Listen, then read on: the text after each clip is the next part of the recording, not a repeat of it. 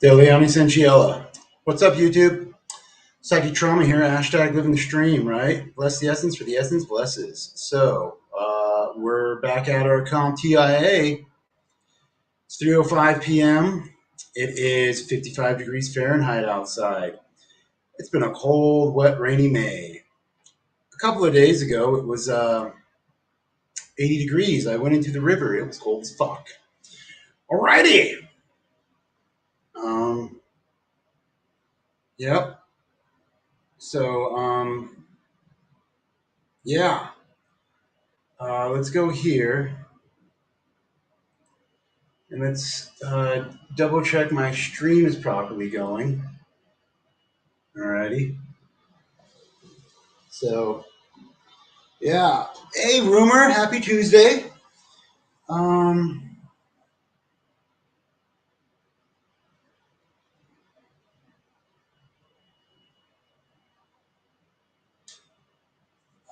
let's go.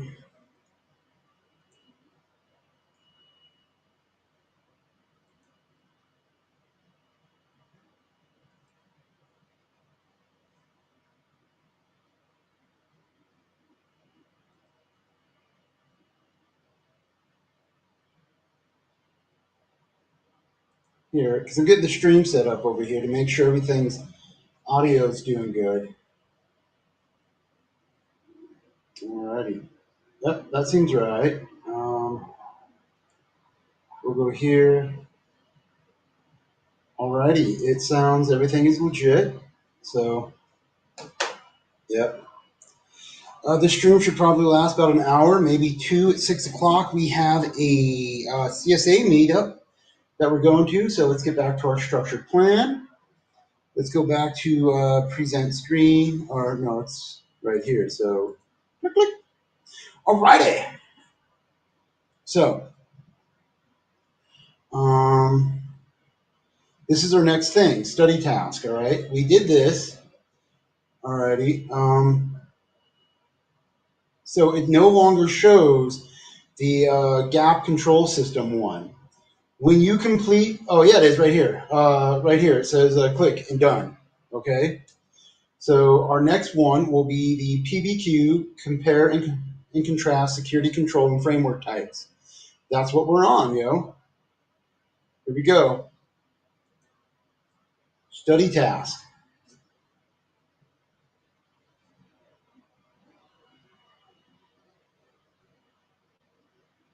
Okay, scenario. As a security consultant for a newly launched information technology IT company, you have assisted in the security planning process to ensure the best security controls are in place. However, an organization cannot realistically plan for every situation, so processes and procedures must be fluid and adjusted as security issues arise.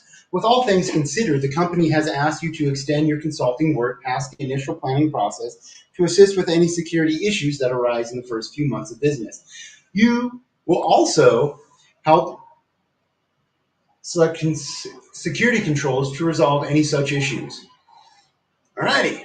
Um, there it is. That's the scenario. All right. Instructions. Use the drop-down selectors to select the appropriate security control category, functional type, and control to remediate the issue stated in each scenario. All right. IT admin. That last attack did some real damage. We need to add systems that identify malicious activity on our network. Security control remediation needed. All right. We need to add systems that identify malicious activity on our network immediately. Um, is that technical? Because we're adding a system. Is that operational?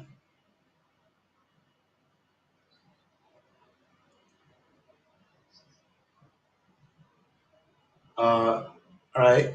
We need to add systems to identify malicious activity. So that would be detective, control remediation needed. Um,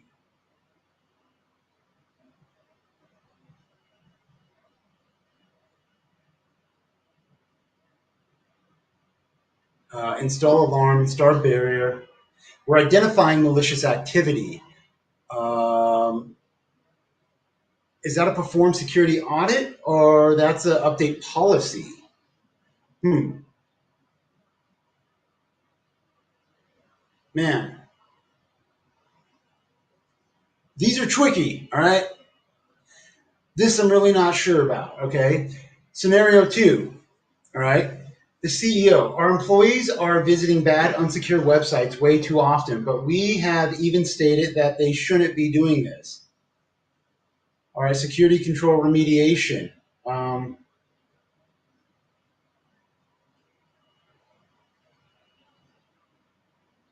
but we, but have we even stated that they shouldn't even be doing this? That's managerial, I believe. All right, functional type remediation needed. Preventative or directive.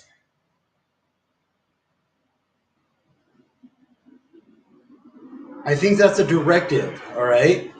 Now the English language is getting me, yo. It's like my eighth or ninth language. All right. I believe this would be update policy. All right. Scenario three. The CIO, Chief Information Officer, it appears that anyone could possibly walk into the server room. We need to evaluate and ensure only authorized people can enter. All right. That's physical. Physical. All right. Um, I believe that's preventative. All right.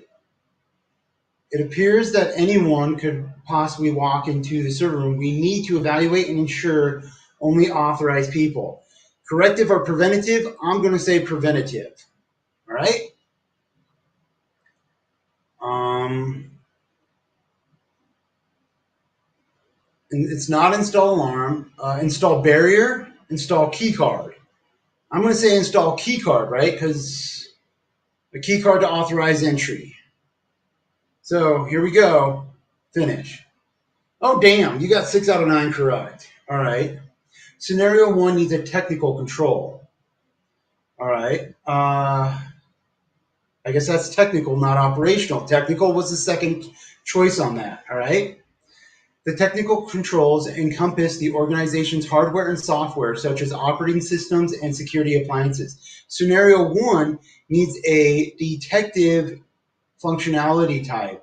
Detective controls identify and record attempts or successes with regard to intrusions or attacks.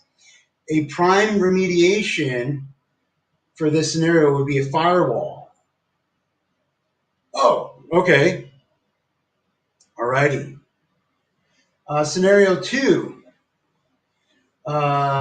needs an operational control. All right. Operational controls are controls for the human element. Policy procedures and training programs are examples of operational controls. Scenario two needs a directive functional type. Directive controls enforce a rule of behavior such as a policy, best practice standards, or standard operating procedures. The best operation for this scenario is to create a policy. Alrighty. As for number three, we got all those right. Each scenario three needs a physical control. Physical controls are alarms, gateways, locks, lighting, and security cameras that deter and detect access to premises and hardware are often in a separate category from technical controls. Scenario three needs a preventative functional type. Preventative controls act to eliminate or reduce the likelihood of an attack. A keycard system would be beneficial to the scenario. To complete your review, select Exit BBQ button. Alrighty. So it took me 4 minutes. Alrighty. Compare and contrast social engineering techniques. Here we go.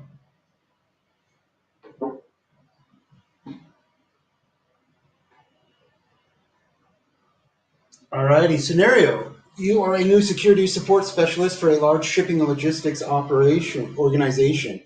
In your role, you provide support to your organization's internal users via a help desk ticketing system. Currently, you are reviewing, assessing and diagnosing recent support tickets in your support system's ticket queue. Each ticket provides a description of the issues and, in some cases, additional notes from other technicians. It is important to note that many end users do not have technical skills, so therefore some descriptions may require close review to fully interpret and understand the user's issues. 3 tickets currently need your attention. Ah, shit. Alrighty. Based on the information provided in the tickets, use the drop-down selectors in each of the service tickets to select the appropriate diagnostics, adversary tactics used, and tactic used. They say that twice. Adversary tactic used and adversary tactic used. All right. So whatevs, right?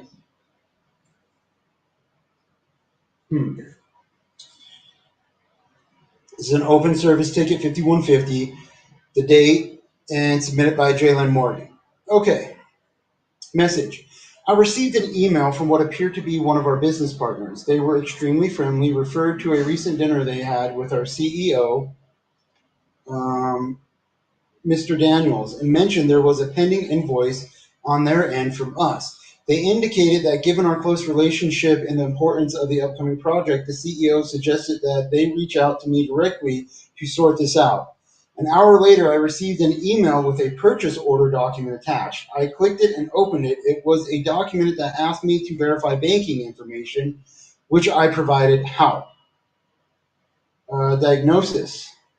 Phishing. I think that's called phishing. Or misinformation. Fuck, dude. I got no fucking clue on which one that would be. I think it was misinformation. We'll go with misinformation. Adversary tactic. Familiarity. Or social proof.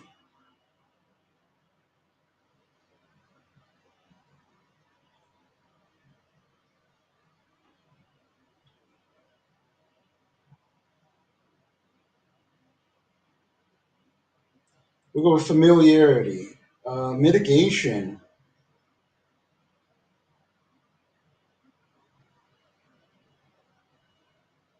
Avoid clicking links.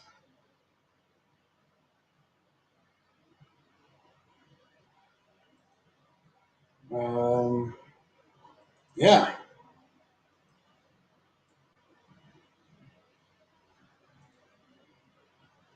Okay.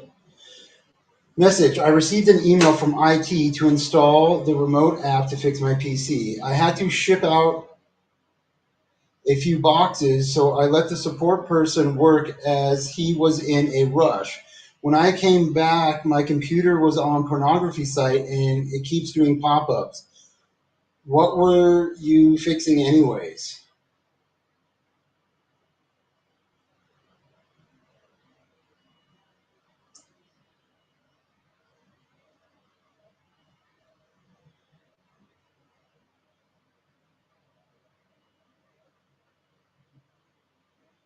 Alrighty. Update. No, it's Tier 1 support found DNS host file to be misconfigured with malicious entries. Diagnosis? I don't know what those words mean. So let's look up smishing.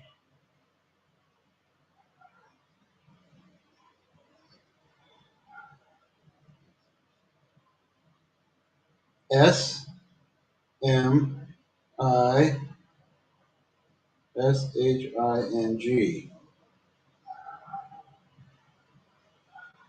Smishing. The attacker sends a message containing a malicious link. The user opens it, clicks on the link, and gives away private data. The data is used by the attacker to commit fraud or for profit.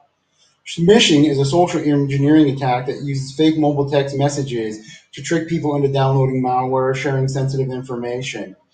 The term smishing is a combination of SMS, or short message service, the technology behind text messages, and phishing.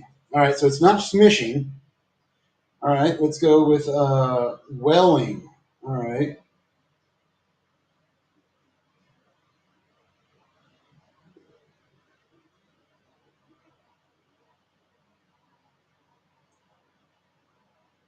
Well-wing phishing, also known as whaling, is a type of cyber attack that targets high-level executives and other individuals with access to sensitive information. The goal is to trick the victim into taking actions that benefit the attacker, such as stealing money or information.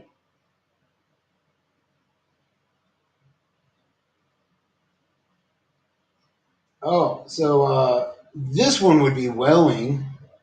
Alrighty. Let's try vishing then.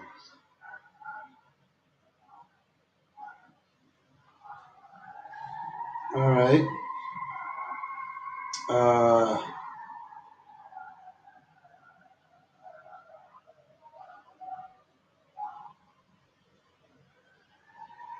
Phishing, short for voice phishing, refers to fraudulent phone calls or voice messages designed to trick victims into providing sensitive information like login credentials, credit card numbers, or bank.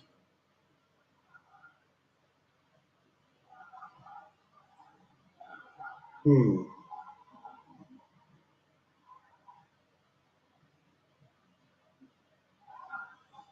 Man, I have no idea what type of diagnosis this is. I guess would be misinformation. Alrighty. Adversary tactic, authority, I guess.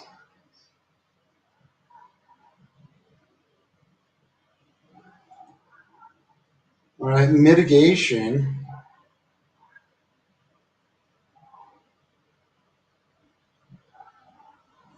Avoid clicking links, block eternal emails, email filtering, caller ID, record calls. Um, I guess that would be avoid clicking link. Dude, I got no idea.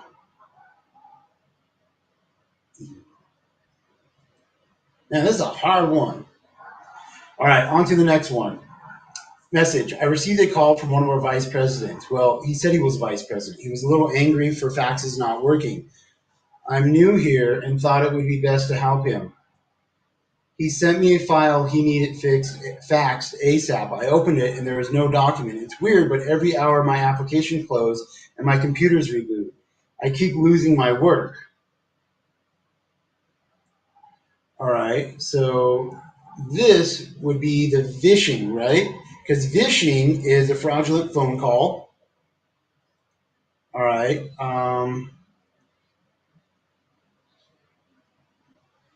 I believe they used urgency. ASAP is urgency right there.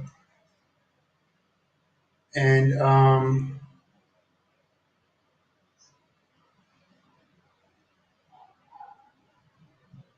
use code words, I guess. Caller ID would be one.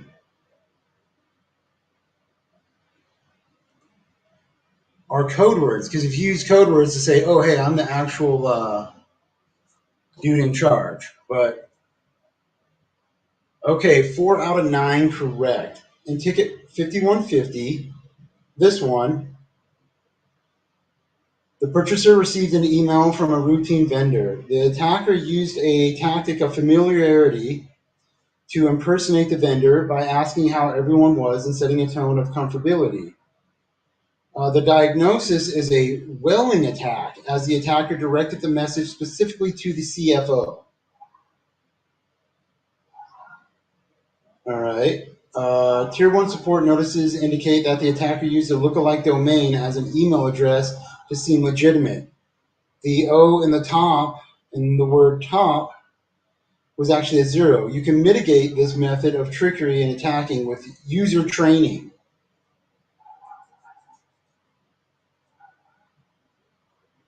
Okay. And ticket 5253, the new admin assistant mentions an angry vice president called. So let's look at this. Less. Oh, misinformation, authority, and avoid clicking links. Got all of them wrong. All right. Using the phone for a phishing type attack is vishing. All right, 5253. Oh, okay. It's right here, the top one. All right. This is a random phishing attack as the shipping employee apparently never asked for help and was wondering what IT needed to fix. The attacker used an urgency tactic as the support technician was in a rush. Tier 1 support's notice indicates that the attacker modified the host file on the system with malicious entries. You should mitigate this type of attack by using email filtering, which will help mitigate the risk of personnel receiving future phishing emails.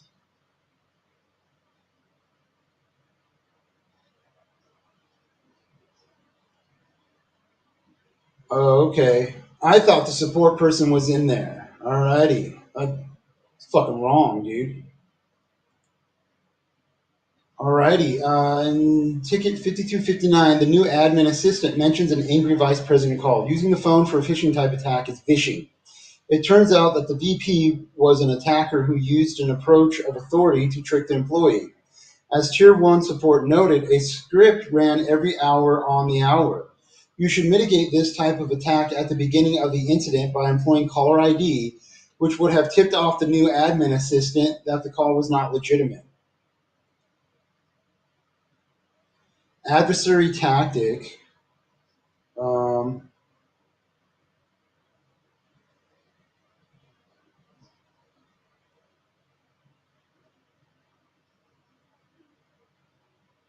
all right. So, what was the adversarial tactic? Angry vice president called. Using the phone, phishing, it turns out the VP was an attacker who used an approach of authority. Okay, so it was authority. Oh, hey, I'm the dude in charge.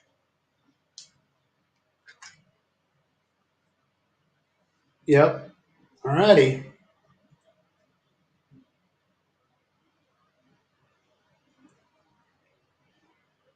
We're not doing that well. Identify cryptographic modes of operation.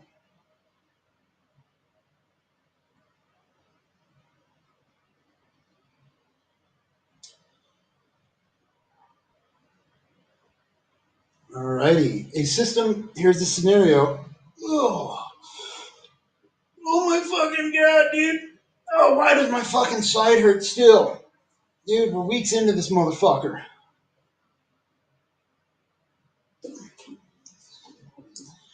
As a system administrator at your company's help desk, the head of the department has asked you with training two remote employees to ensure the authenticity and integrity of their messages. Given their frequent use of public Wi-Fi, their internet traffic is potentially vulnerable to modifications by malicious actors.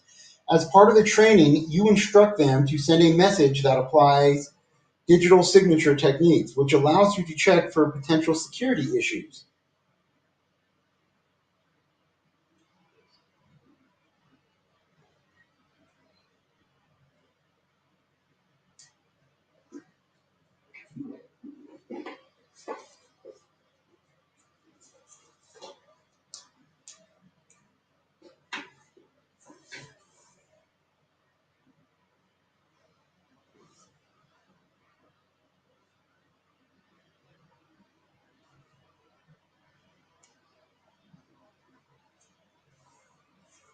Requirements and considerations. Since the aim is to validate the sender's identity and message integrity, the selected cryptographic solution must offer both authenticity, authenticity and integrity.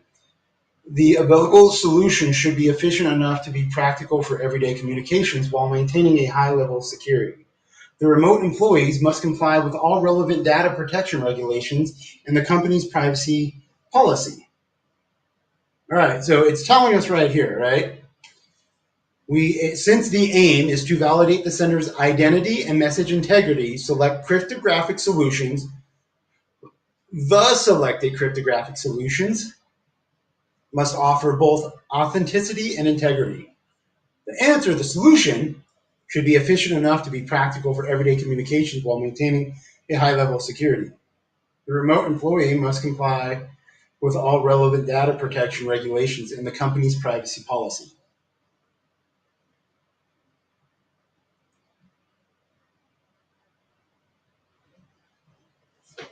Based on the scenario, use the drop-down selectors in the interactive diagram to accurately depict the process of creating, sending, and verifying a digital signal. Alice creates the SHA-256 hash of the original message, right here. Then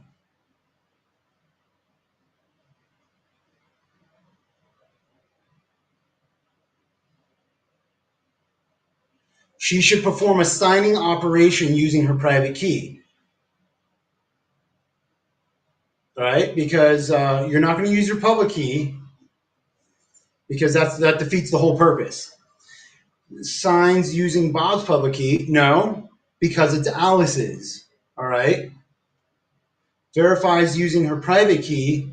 Well, first we got to sign it before we verify it, right? So performs a signing operation using her private key to create an digital signature, right? What up, K-Dog? Oh, yeah, hello, how are you? So a verified message, signed hash, digital signature. Yeah, so performs a signing operation using her private key, so it's signed, to create a signed message.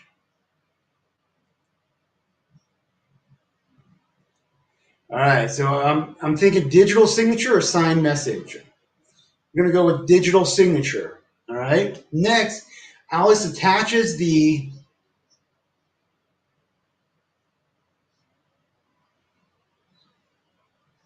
signed message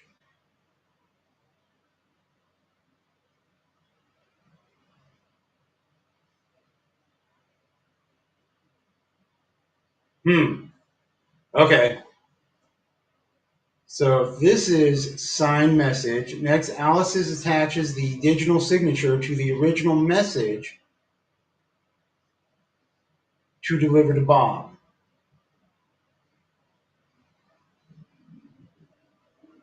Attaches the signed message to the original message. Fuck. To create a digital signature, next Alice attaches the digital signature to the original message to deliver to Bob. Bob verifies the received encrypted message by using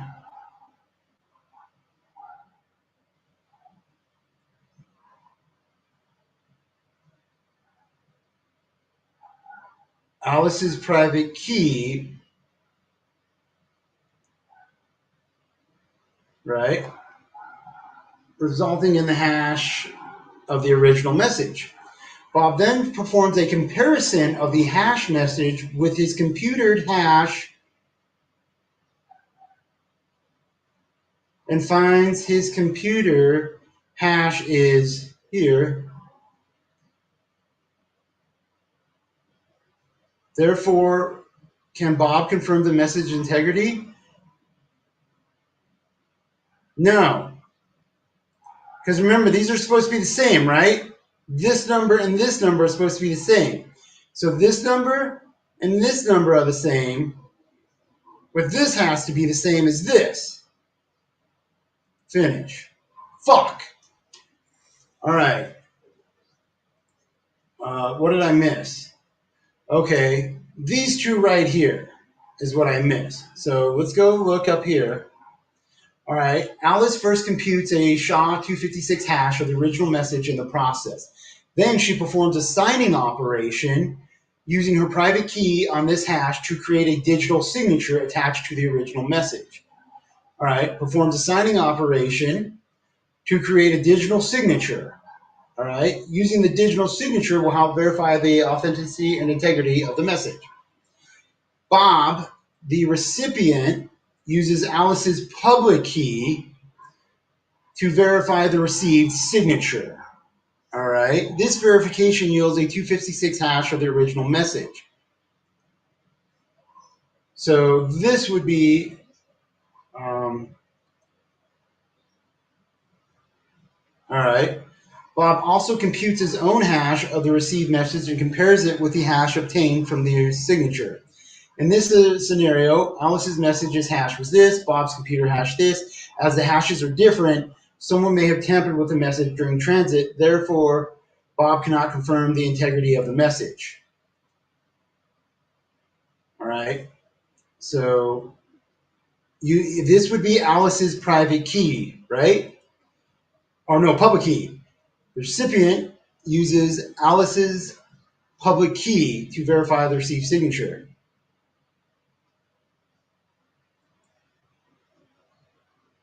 All right, so whatever this one, Bob verifies the received.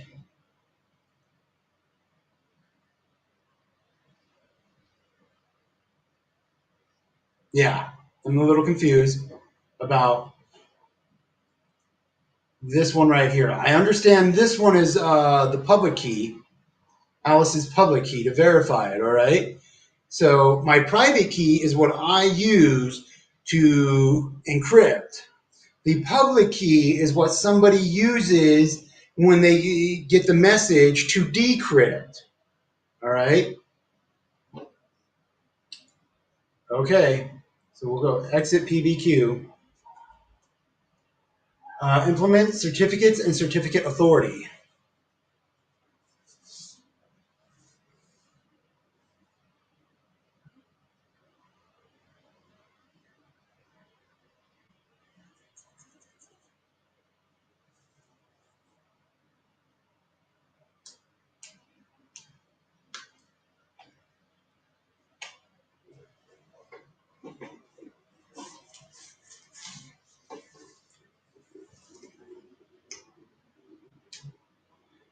Certificates need elevated privileges to manage them from a security standpoint to maintain the confidentiality and integrity of information systems. Additionally, a privileged engineer needs to mitigate certificate issues to ensure availability for the users in the organization.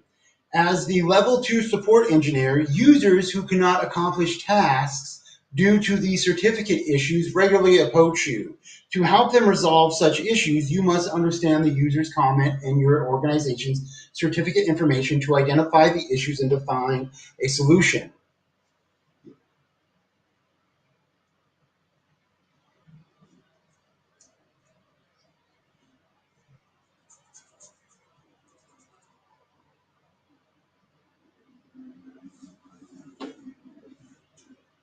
Alrighty.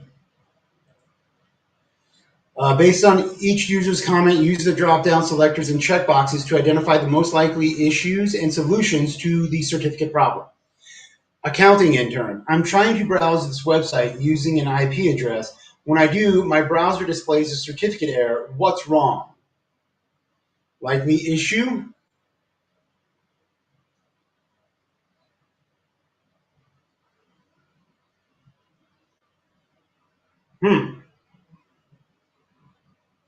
When I do, my browser displays a certificate error. Client missing chain of trust. I think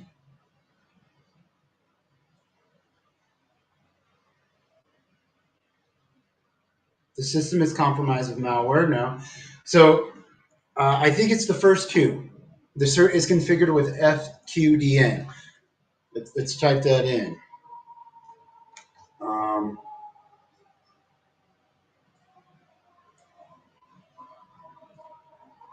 Fuck.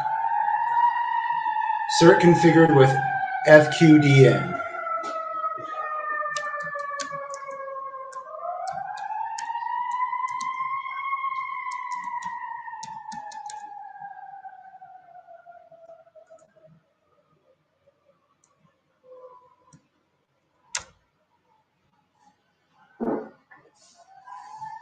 I've just purchased an SSL certificate, and now I'm in the process of completing a certificate signing request on the cert. What is a fully qualified domain name is the complete address of an internet host or computer. It provides its exact location with domain name address by specific host and top level.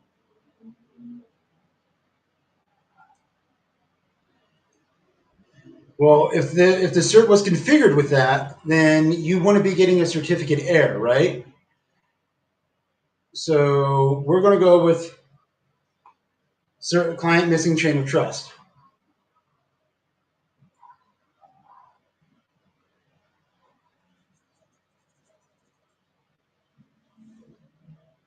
Um, I got no fucking idea on this one.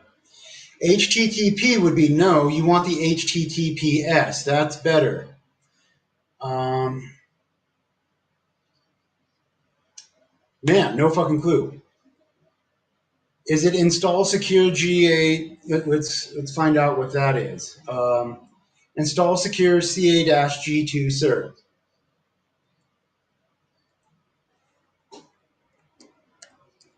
Install. What the fuck was the thing? Secure CA-G2.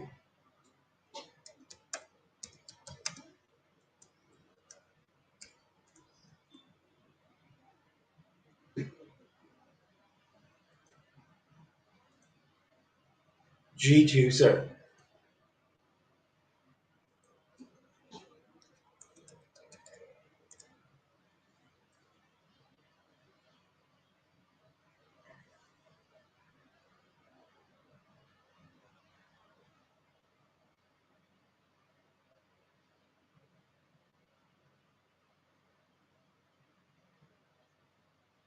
Okay, see right here, installing a trusted certificate is necessary only if you are notified that the certificate of authority is not trusted on any machine.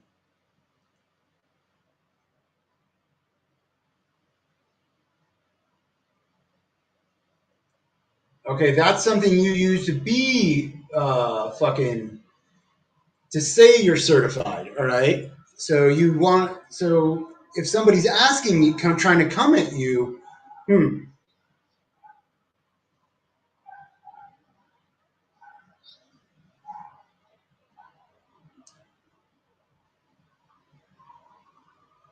is it restart computer? Who knows? We'll say this. I got no fucking clue on that one, yo. Marketing manager. Hey, I know my certificate is configured correctly, so why are you saying my issue may be client related?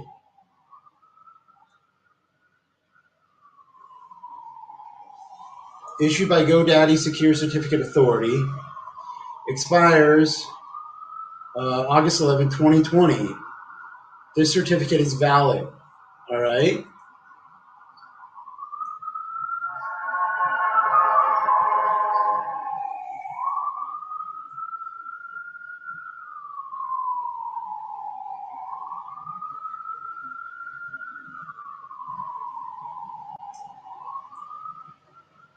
Likely issue.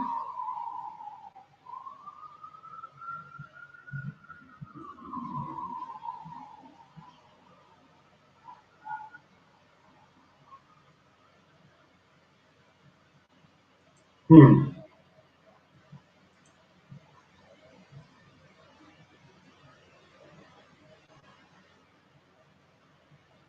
So why are you saying my issue may be client related?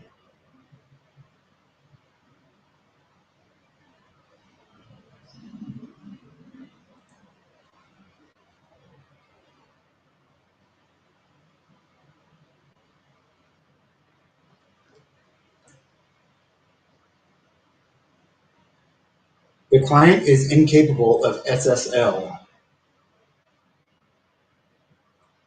Unable to establish SSL. How do I fix my SSL cert? When trying to wget my own box, it can't be external edge.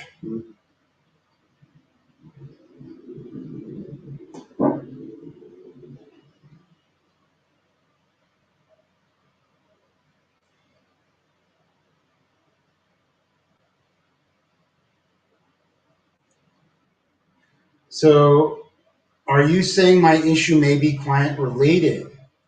All right. Client missing chain of trust.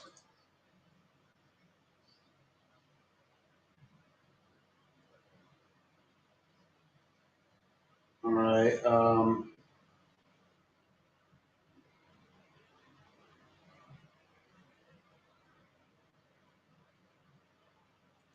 Yeah, I got no fucking clue on this one. Finish. Oh, bam. Okay. Client missing chain of trust. Connect using. All right. Issues may arise from how a certificate gets configured and the client uses it, such as mismatch between the certificate configured to use a fully qualified domain name and the client connecting via a IP address. In this case, the most natural solution is to have the client join via FT, since certificates typically get issued to an FQDN, not an IP address. In the accounting intern scenario, if the client tries to connect with an IP address, they may receive an error, uses an invalid security certificate. The certificate is only valid for the following names.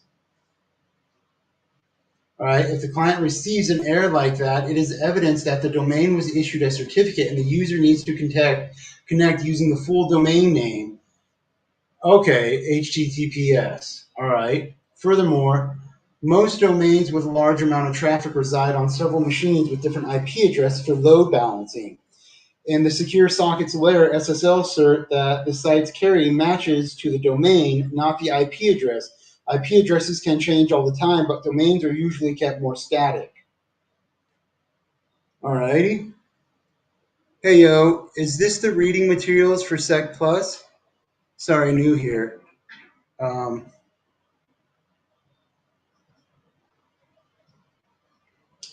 In the marketing manager scenario, one of the most common and frustrating certificate issues occur when the server rejects a correctly configured certificate. This is due to client missing the root and immediate certificate authority (CA) certificates. In this case, the domain compTIA also has the certificates GoDaddy root certificate authority G2 and associated, but those certificates are conspicuously missing from the client machine. Installing both of those certs is necessary to connect to the domain more securely.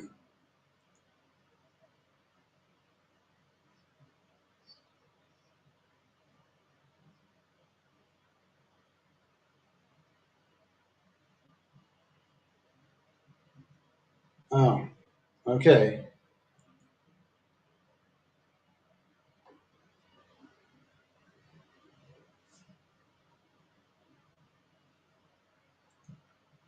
One second, y'all.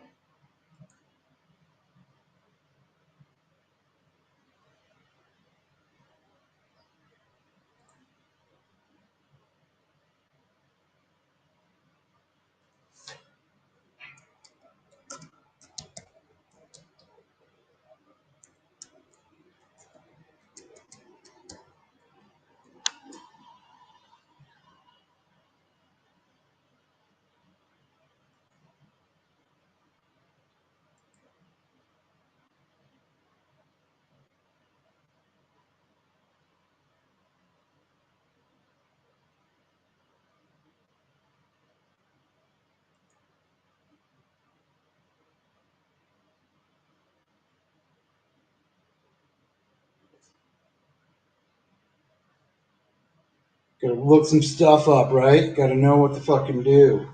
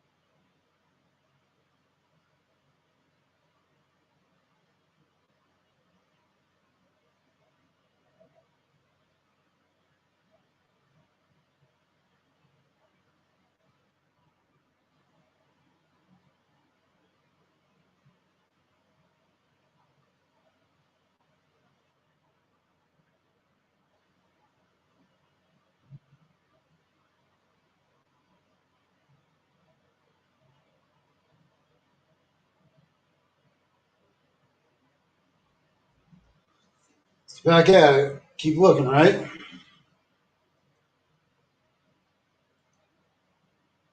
All right. Now we'll go to implement an access control model.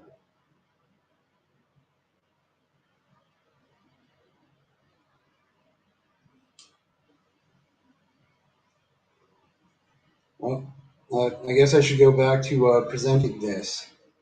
Okay.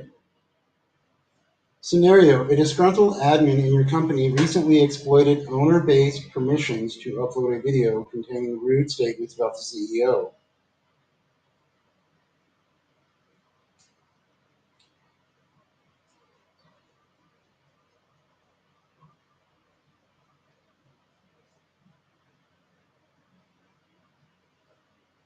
All right. This has led to the company to seek a more secure and streamlined solution for access controls. The company employs admins, front-end developers, and video producers, each requiring distinct permissions. Your job is to determine how each personal group gains access to infrastructure, what security role they belong to, and what authentication methods to use for system access. Notes: admins should not have standing privileges. Client members need authenticated accounts, but multi-factor identification isn't an option for them. Internal users, including staff, can have multi-factional. All right. So clients don't get MFA. Staff, internal users, MFA. An admin should have no standing privileges. All righty. All right. Use drop-down selectors to implement control access control model, and accurately define the access methods, security roles, and authentication methods for several different user groups. What should you implement to ensure proper authentication and security for service roles?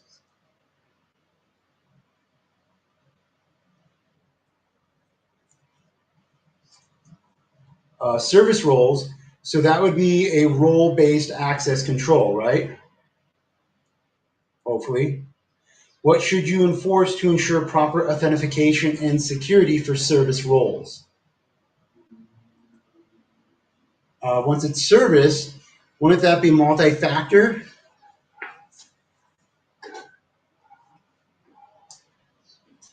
What should you enforce to ensure proper authentication? I should enforce rule-based access controls. What can you utilize to ensure proper authentication and security for service roles? MFA?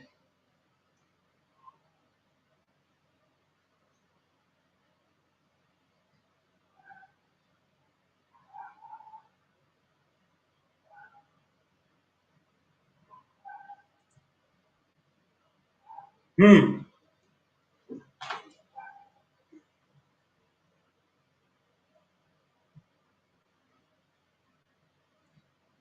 Fuck.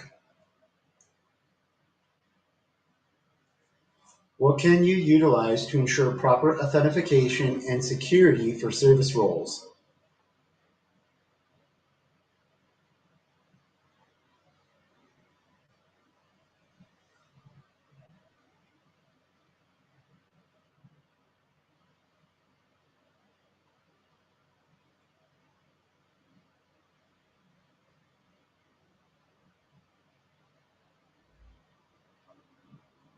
Here are some practices to ensure proper authentication and security for service roles.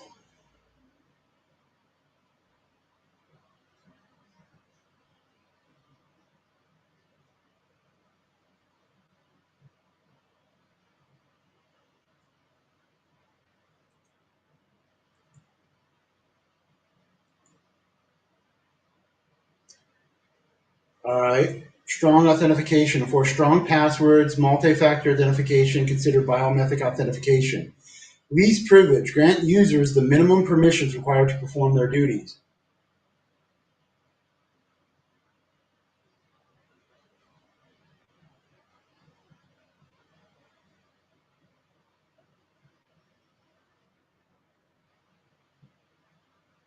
Implement a comprehensive access control method, such as role-based access. All right.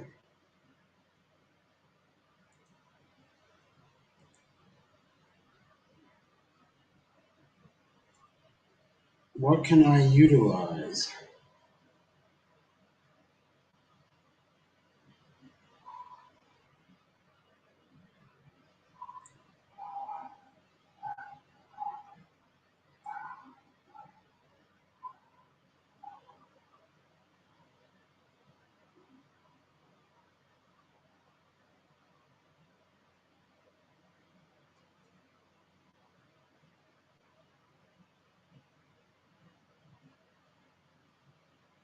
We'll go with biomet.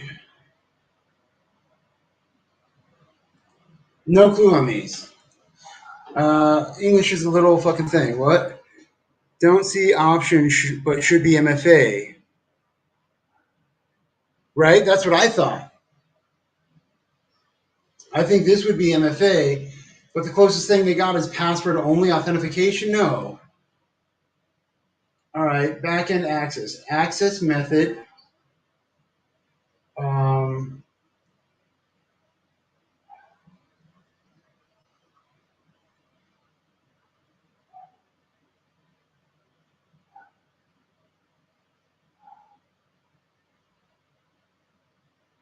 hmm.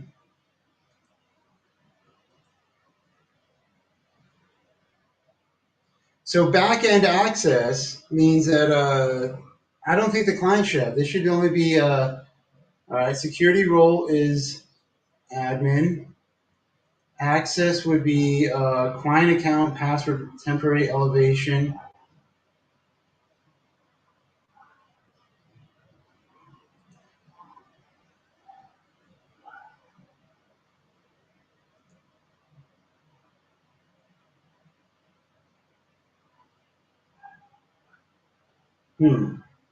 Authentication method. Uh, MFA.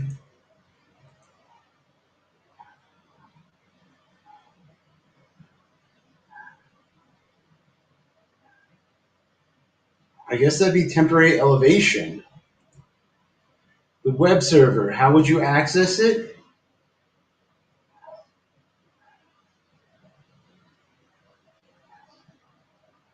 No fucking clue. Is that the client account? We'll go with password brokering. Security role. That would be admin.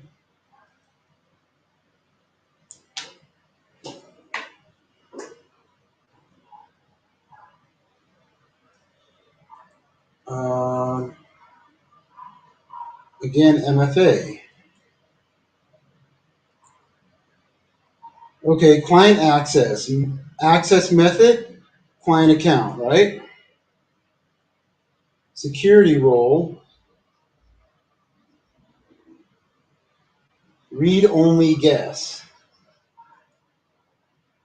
Authentication method, uh,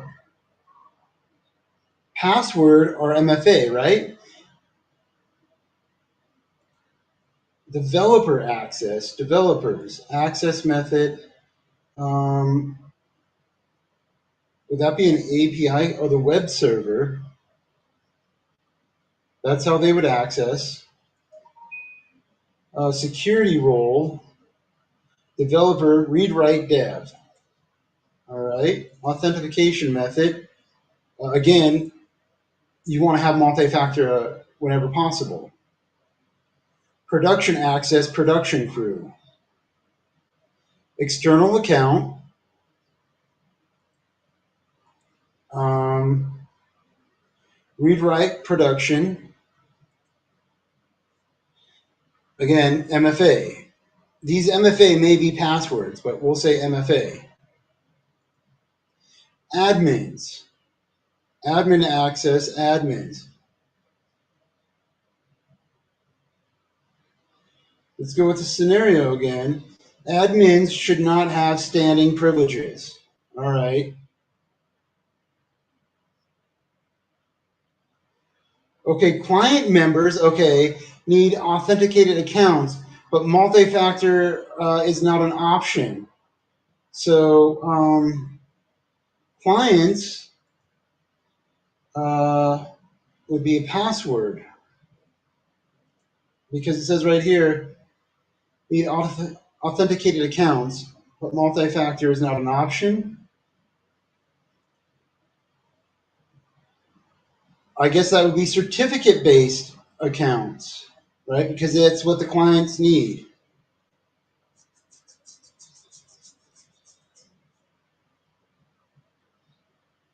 Alrighty, so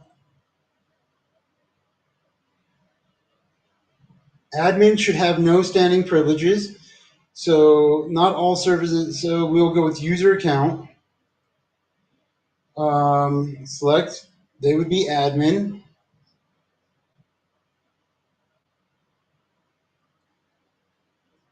And they would need the MFA. Okay.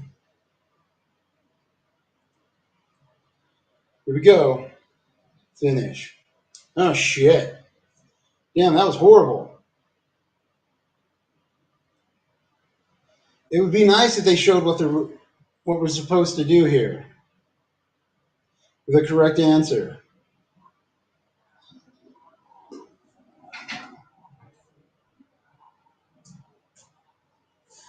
Yeah. Alrighty. Role-based access control organizes users into role based on their duties, granting permissions accordingly. This approach streamlines management and ensures consistent access, outperforming discretionary access control, mandatory access control, and role-based access control in scalability and simplicity. The principle of least privilege mandates that users and systems only possess essential principle of least privilege. Okay. Principle of least privilege would be right here. Alrighty. Thereby minimizing risk. Mandatory access control lacks a focus on minimal access. Implicit deny refuses access unless explicitly granted. Rule-based access control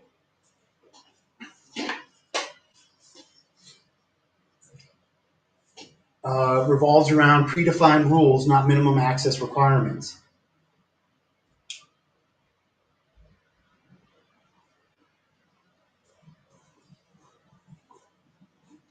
Certificate-based authentication is preferred for service roles as it's secure, automated, and doesn't need human intervention, reducing credential theft risk. Passwords can be compromised while token-based methods might need intricate management, and biometrics aren't suited for service roles.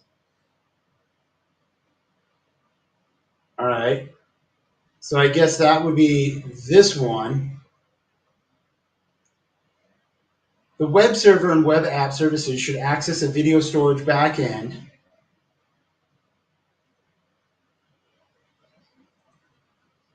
That's this. That would be the video storage backend. All right.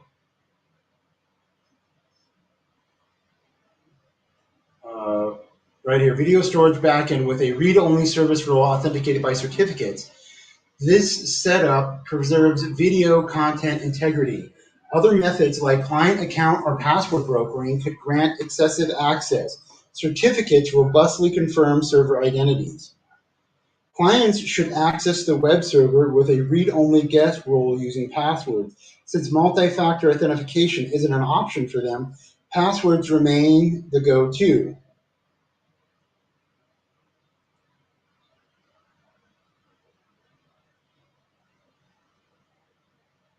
So this would be password, I guess.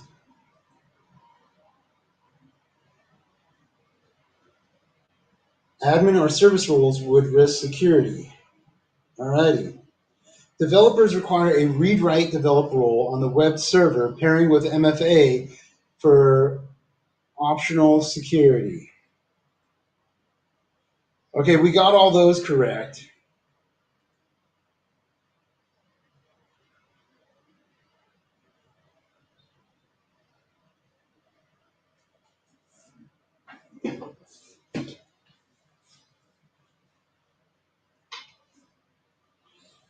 The production crew should access a video storage backend to manage video. They should have read and write producer role. Oh, okay. Video storage backend for the production. So that would be right here. Video storage.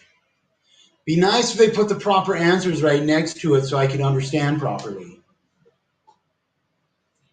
Their control over videos necessitate MFA for heightened security. We got that. Administrators managing all servers and infrastructure should get a managerial role with read-write access to settings, but read only to code and data. Password vaulting, which securely stores and monitors password access, is the ideal authentication choice. Okay, I got all those wrong. Okay, so administrators managing all should get managerial role with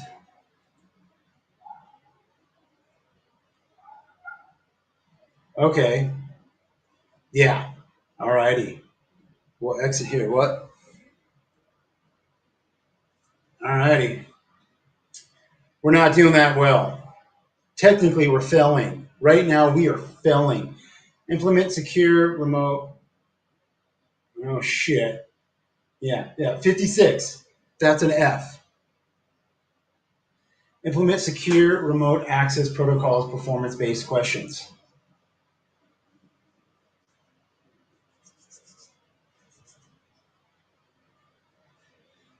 As a system administrator for advertising company, your task is to enhance remote access security for employees using their personal computers. The company aims for a scalable and secureable method.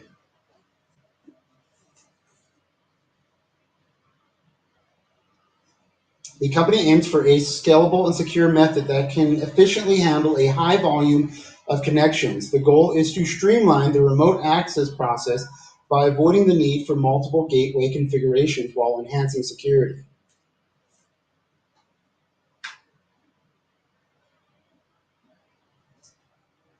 To comply with the company's new policy on remote access security, you are responsible for selecting a remote access method widely recognized as secure and efficient for handling a high volume of connections in modern enterprise environments.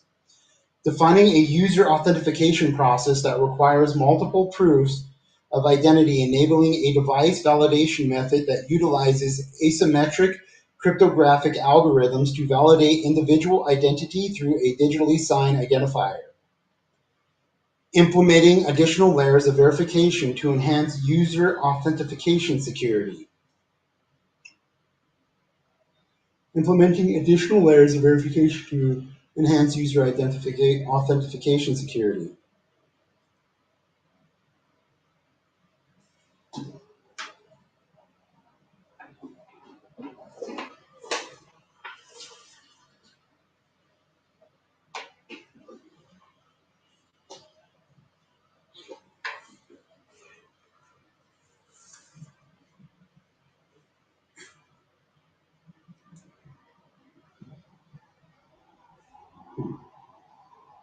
All right, remote access method. Compute. Based on the scenario,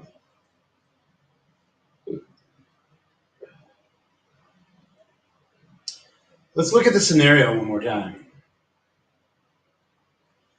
As system administrator for an advertising company, your task is to enhance remote access security for employees using their personal computers. The company aims for scalable and secure method that can efficiently handle a high volume of connections. The goal is to streamline the remote access process by avoiding the need for multiple gateway configurations.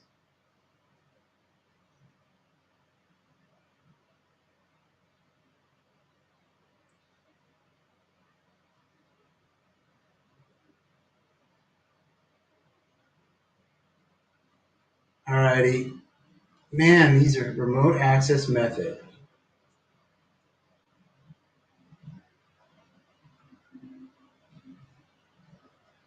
SSH tunnel. Well, let's look up Remote desktop protocol. Remote desktop protocol.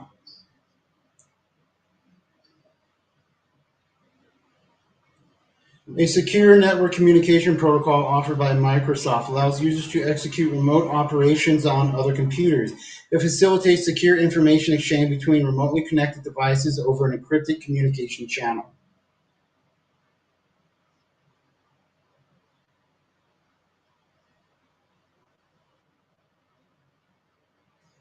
All right.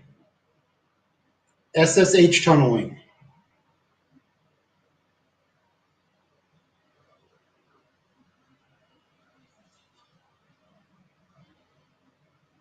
No, and we're going to go with remote desktop protocol, user authentication, um, I say multi-factor authentication.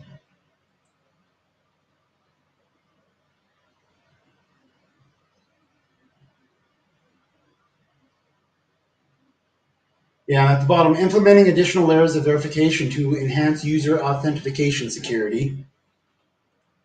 All right, device authentication, certificate based.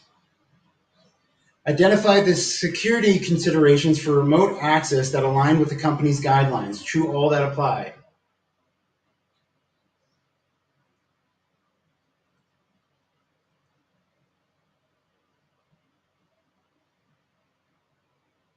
Okay, so manual review of connection logs, yes.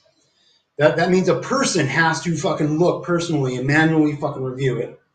Endpoint security checks, yep, that's here. Secure log monitoring, so they can't be altered.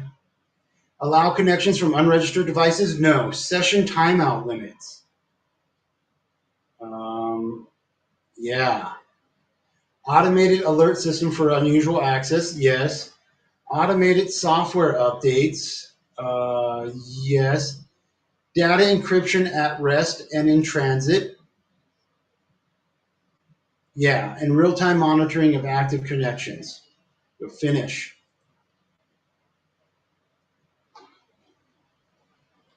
All right, VPNs are widely known for their ability to securely handle a high volume of connections, making them ideal for enterprise environment focused on security and efficiency. Okay, so this would have been VPN. All right, using asymmetrical cryptographic algorithms show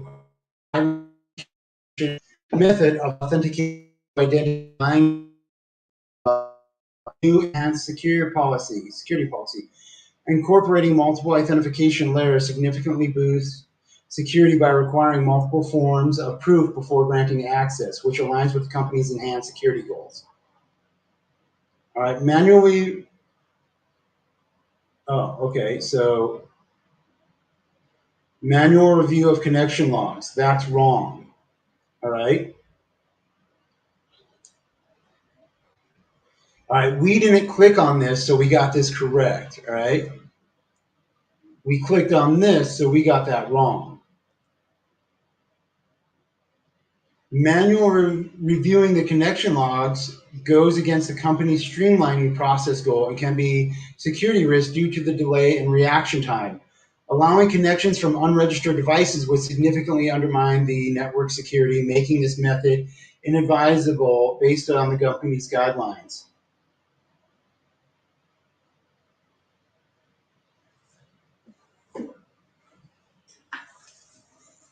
Automated update ensures that all devices run the latest, most secure software without requiring manual intervention, aligning with the company's focus on streamlined, secure operations. Endpoint security checks add a layer of device-based verification, aligning with handling a high volume of connections efficiently and contributing to streamlining the remote access process.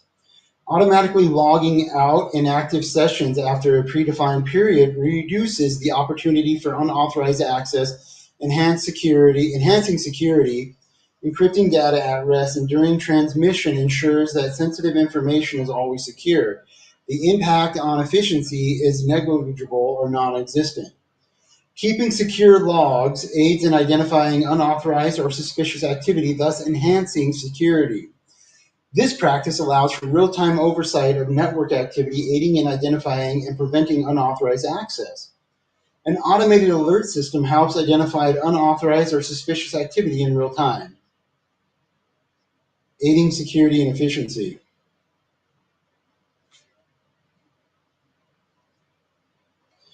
Related to automated alert systems, real-time monitoring of active connections allows for ongoing oversight of network users, further enhancing security and operational efficiency. Alrighty, exit. Well, we're back to a D. That brought us to passing, motherfuckers.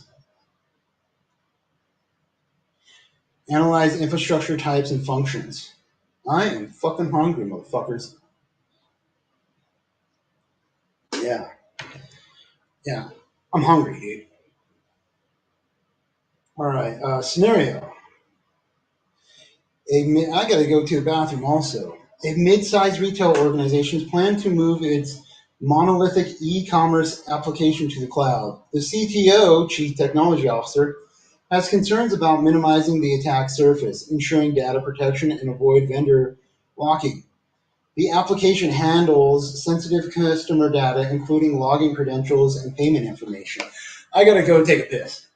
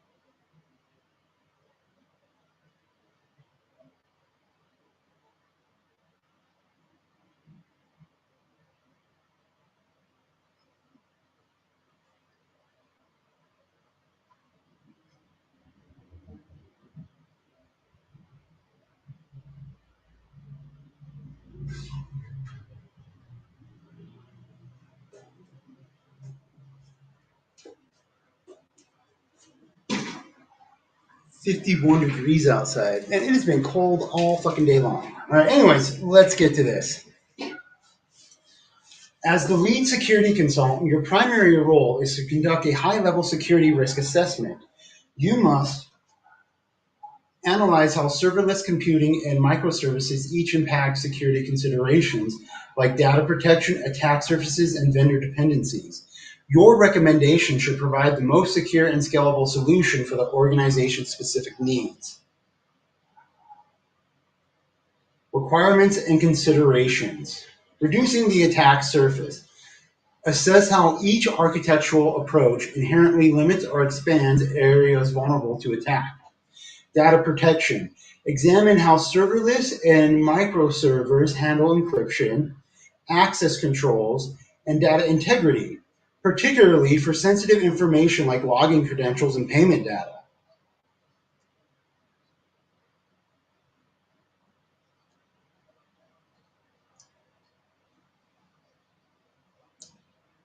Vendor security measures. Evaluate the risk of vendor lock-in and how it might affect the organization's ability to enforce its security policy.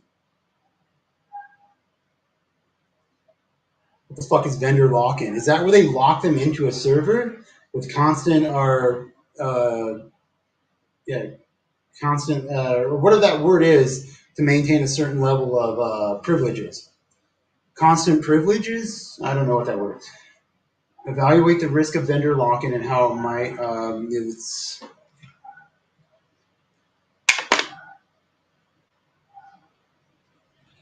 vendor lock-in.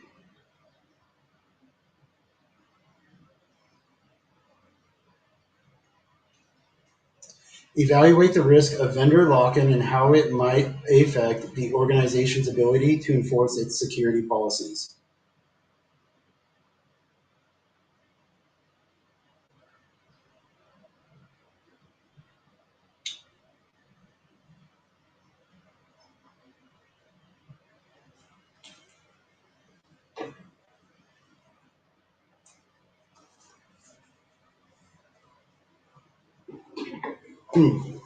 Vendor lock-in can make it difficult for an organization to enforce security policies because it can lead to over-reliance on a single vendor for IT services. Oh, okay. You're just using one third-party vendor. This can make it difficult to switch to another vendor due to cost, time, or technology constraints.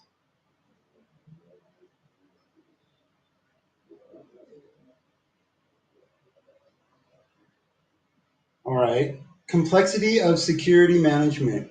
Consider how each architectural model impacts the ease or difficulty of managing security settings, incident response, and compliance.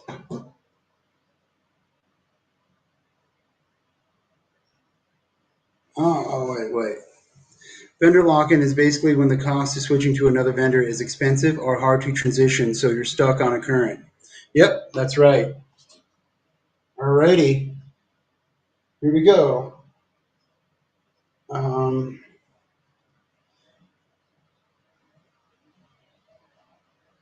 your primary role is to conduct high-level security risk assessment. You must analyze how serverless computing and microservices each impact security considerations like data protection, attack surface, and vendor dependencies. Your recommendation should provide the most secure and scalable solution for the organization's specific needs. All right. Reducing the attack surface. Which architecture will inherently limit the attack surface?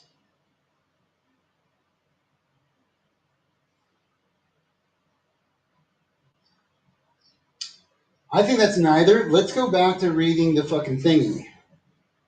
Scenario.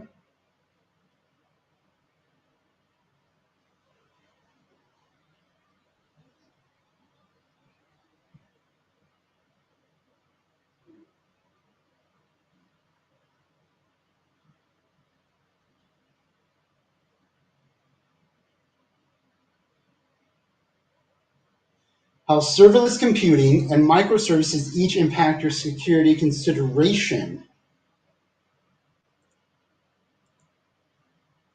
Which architecture will inherently limit the attack surface? Neither will inherently limit. Or it's both. All right, data protection. Which architecture would provide the best encryption and access controls for sensitive data like login credentials and payment information?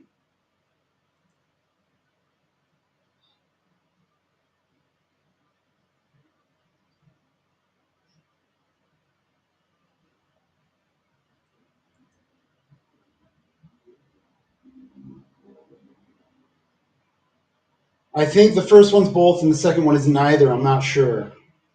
Vendor security measures. Which architecture poses high risk of vendor lock-in affecting the organization's security policy? That would be both. Complexity of security management. Which architecture will require a granular approach to configuring security settings, managing incident response, and ensuring compliance? That's microservices, right? I think. Now, these two might be backwards. This was both and this is neither.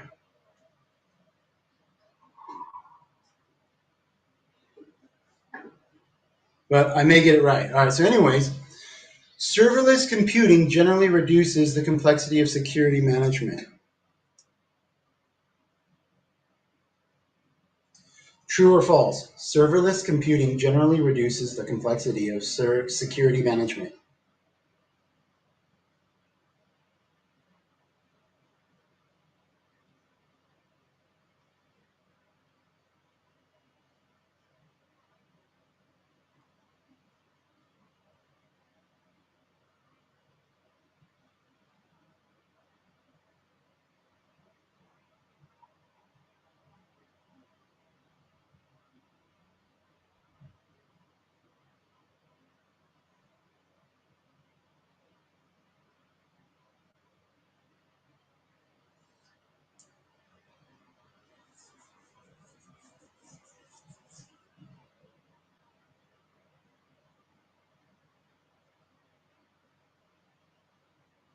Serverless computing is a method of providing backend services on a user and as used basis. A serverless provider allows users to write and deploy code.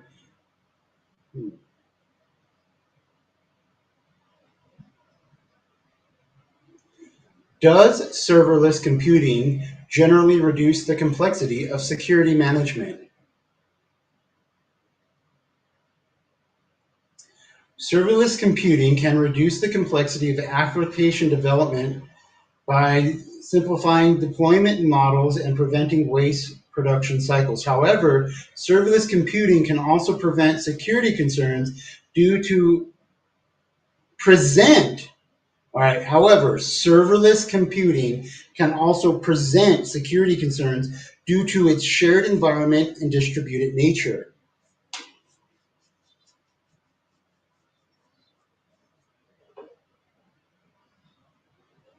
We're going to go false. Microservices architectures often require more intricate security settings due to multiple interacting components. Do microservices architectures often require more intricate security settings due to multiple interacting components?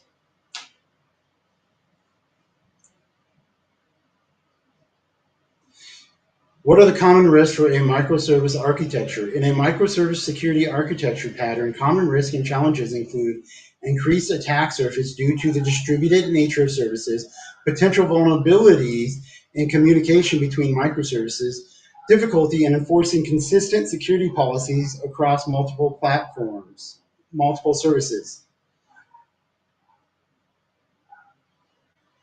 Often require more intricate security settings due to multiple interacting components.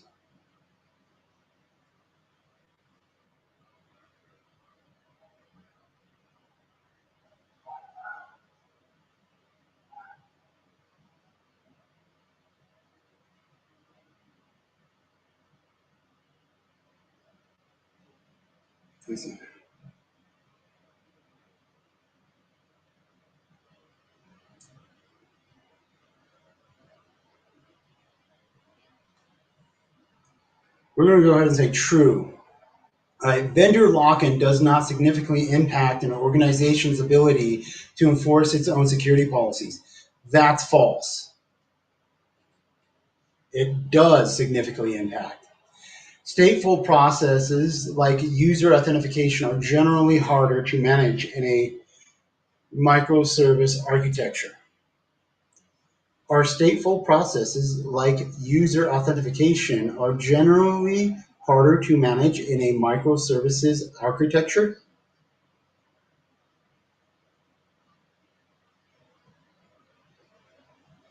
Each microservice, here's the question, should microservices be stateful?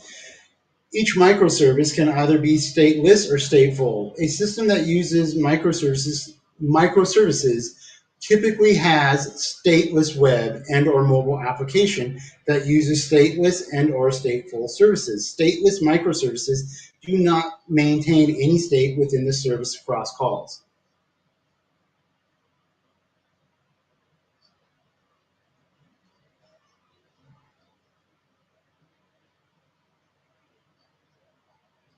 Stateful processes.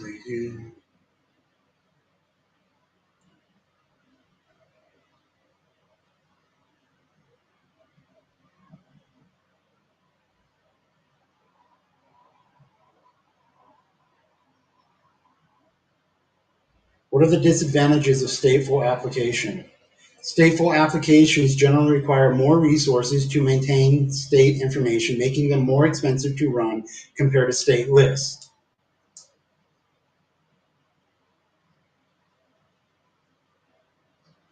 We're going to go ahead and say true.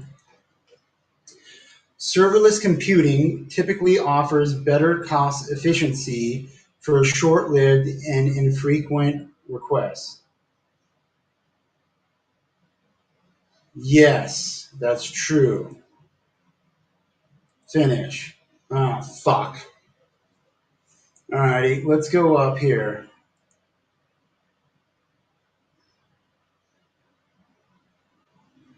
Okay, so it's both. Which architecture will inherently limit the attack surface? both, I guess. I don't know. I don't know. It does. It really doesn't answer there. All right, so we missed those two. All right, serverless computing generally reduces the complexity of security management. I guess that's true. Vendor lock-in does not significantly impact an organization ability to enforce its own security policy. Oh, I guess that's true. No, that is false. That's false. Stateful processes like user authentication. That's false. All righty. So let's go down here and look.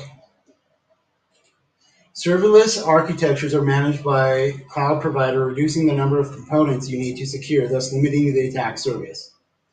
Both serverless and microservices can offer robust encryption and access controls. The effectiveness lies in the implementation, not the architecture. Serverless computing often ties you to a specific vendor tools, potentially affecting your ability to enforce custom security policies. Amazon Web Services Lambda is one of many examples. Microservices involve multiple components, each needing individual security configuration, making the management more complex. In serverless, the cloud provider manages the infrastructure, simplifying the security management tasks you have to handle. Multiple components and microservices increase the complexity of security settings and communication between services.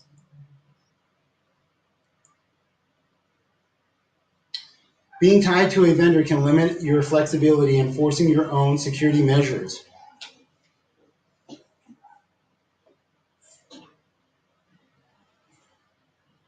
Being tied to a vendor can limit your flexibility in enforcing your own security measures.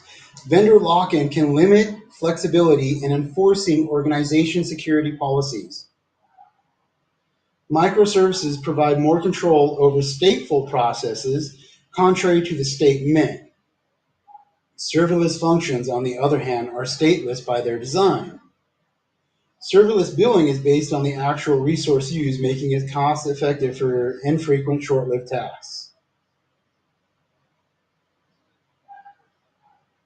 Alrighty. Okay, we're still at a D. All right. We failed that one. Incorporate redundancy, strategy, performance-based questions.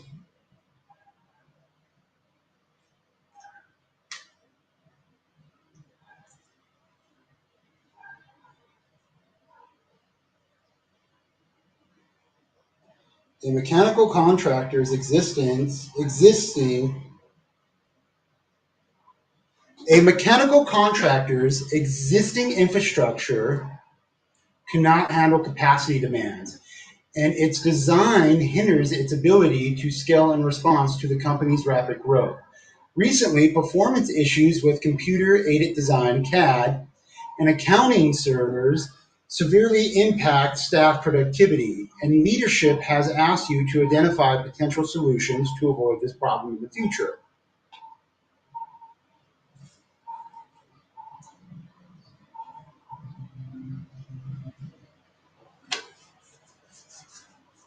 The company hired a managed service provider, MSP, to handle the redesign of the infrastructure. The managed service provider recommended that part of the infrastructure investment involves using multiple technologies. Additionally, it should have power redundancy and a more resilient backup capability. The managed service provider needs to explain the benefits of their recommendations to the client and which solution to choose. Reviewing the following two potential solutions and identify the strengths and weaknesses of each one.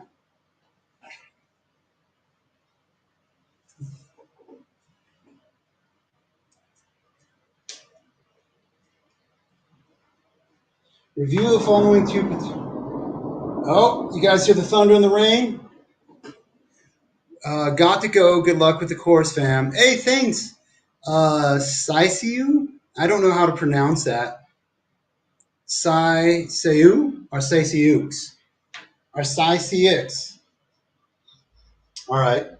Reviewing the following two potential solutions and identify the strengths and weaknesses of each one.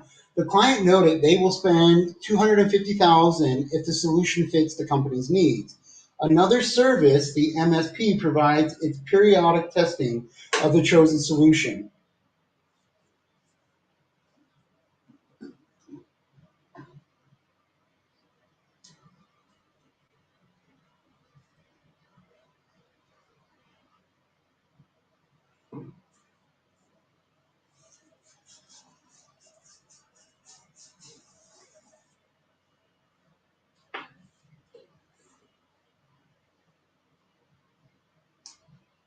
Considerations. Determine the best functions for each of the solutions. Show the benefits and drawbacks of each solution. Provide a recommendation on the best solution for the client.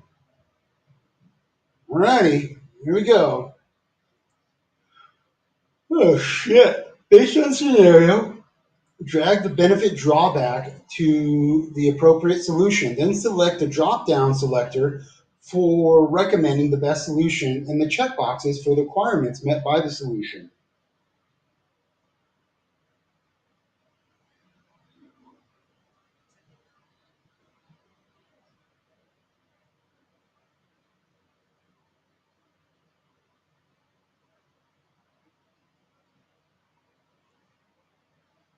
Okay, solution one, data center infrastructure, site A.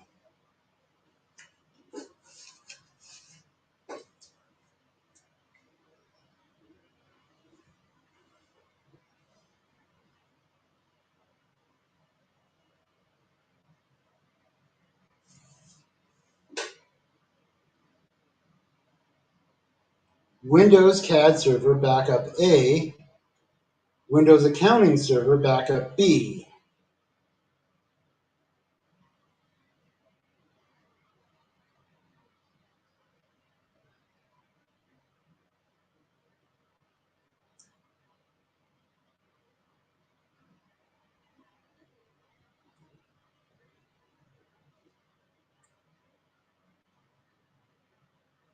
Okay, cloud infrastructure, site A, Azure cloud and accounting server to backup B.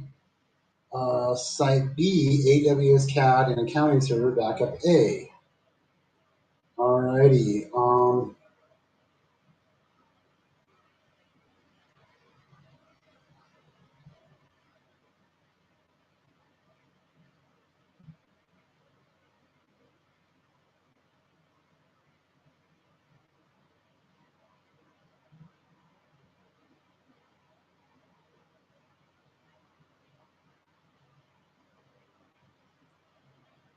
Okay, so let's start at the top one. Windows Server, CAD server to backup A. Uh, benefit on-site backup.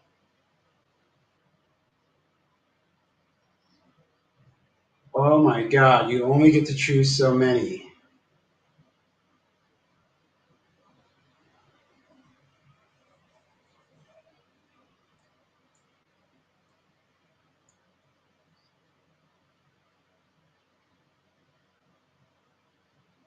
Okay, server.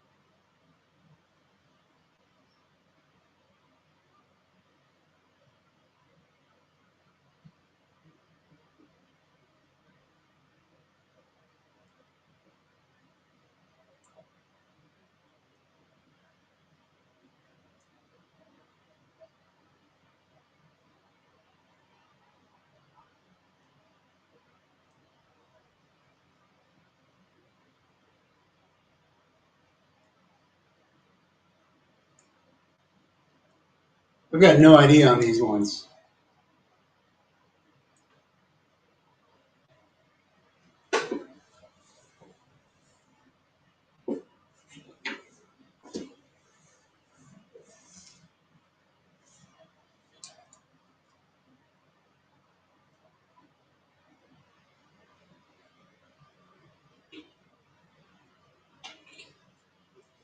Best solution.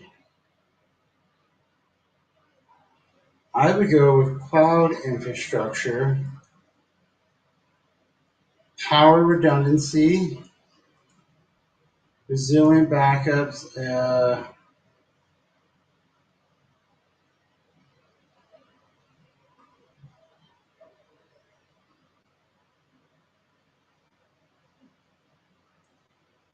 Gonna give it a try.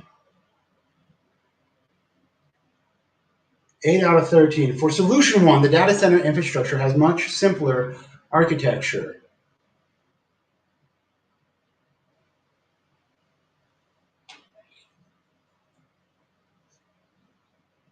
It has one site with two servers running the same vendor technology. It has on site backup for data recovery. However, everything goes down if the power goes out at that location. It is a common real world setup as it is cost effective.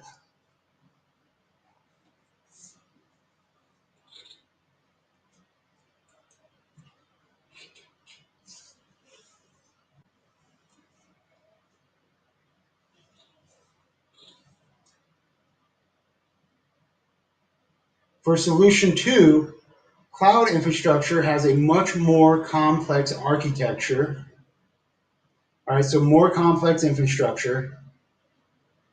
This may require more planning to implement effectively. It has two sites with a load balancer to switch servers correctly in the case of an outage. All right. Additionally, it has backup solution where the backups are off-site. It helps prevent any one site from going down, causing the entire system to be offline. It is not cost effective, but ideal for mission critical tasks. The best solution to recommend is cloud infrastructure, which meets all the client's main requirements. These requirements were multiple vendors, power redundancy, and resilient backups. Um,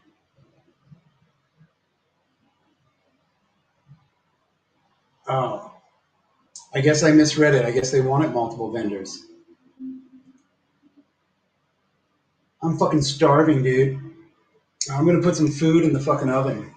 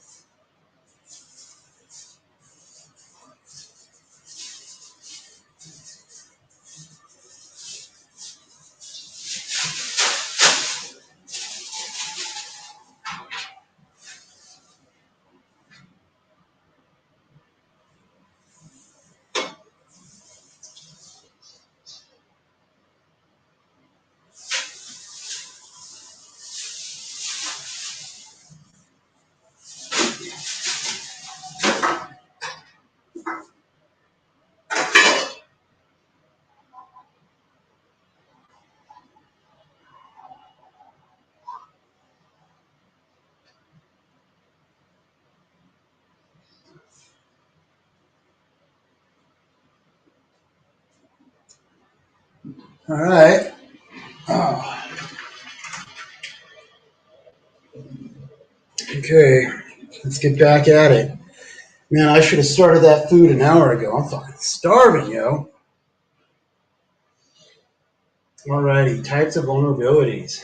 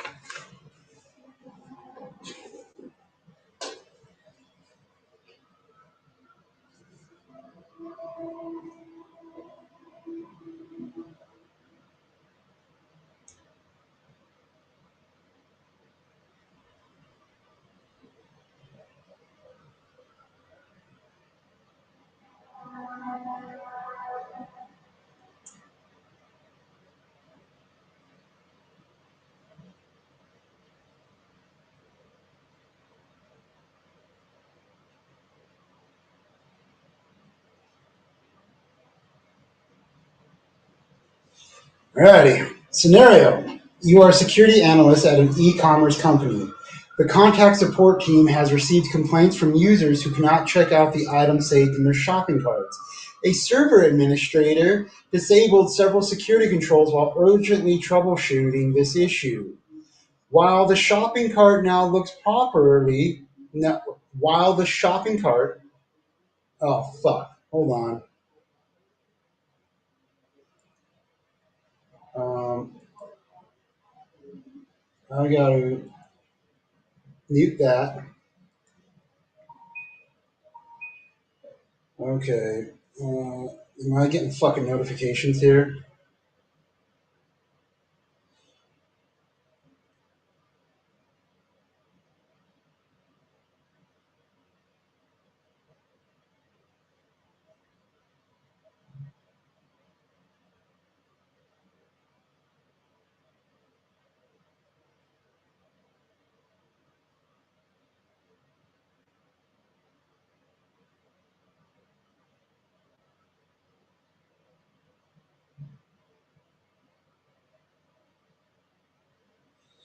I got a notification I gotta handle. All right, blah, blah, blah.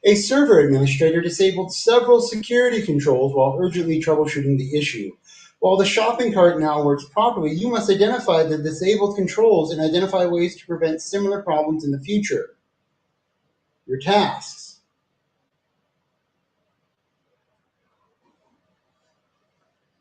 Identify and revert the security features. List security features that the technician might have disabled or loosened, which need reverting back to their original settings. Tighten access controls. Provide examples on how the company should tighten the access controls on the web server. Audit and documentation. Describe the steps to audit the current configuration of the system and how to document the reconfiguration process, right? Audit and documentation. Oh, fucking sirens, dude. Describe the steps to audit the current configuration of the system and how to document the reconfiguration process.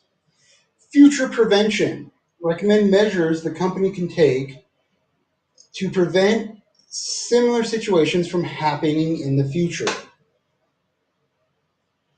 All right. Shopping cart. We cannot process your order at this time. If you encounter this message more than once, please contact us and we will do our best to help you. After noticing several disabled security features on the company's web server, what actions does the security analyst take to reestablish the fundamental security protections of the server? Um,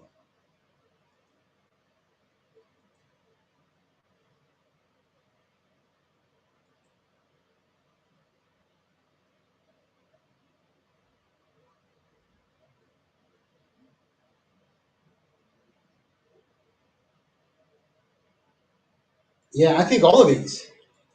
Re-enable firewall, obviously, if it's been turned off. Revert to HTTPS from HTTP, that allows for heightened security. Re-enable intrusion detection systems. Rotate encryption keys. All right. I don't know about that one. Or redo encryption keys. Update antivirus definitions. I'm going to go ahead and say all of them, all right? I'll take that chance. To secure the web server after noticing an oversight symbol indicating improper configurations, which steps should the security analyst implement to tighten access controls? All right, let's look at that one again. To secure the web server after noticing an oversight symbol indicating improper configurations. So we've got a thing that something's been improperly configured. Which steps should the security analyst implement to tighten access controls? Okay. Review and access. Set up a whitelist of IP addresses. We don't want to do that right now. We want to tighten. So we don't want to whitelist anything. Enforce strict password policies. Implement role-based access control. Implement network segmentation. Implement role-based. Yeah, okay, we're going to go with all those.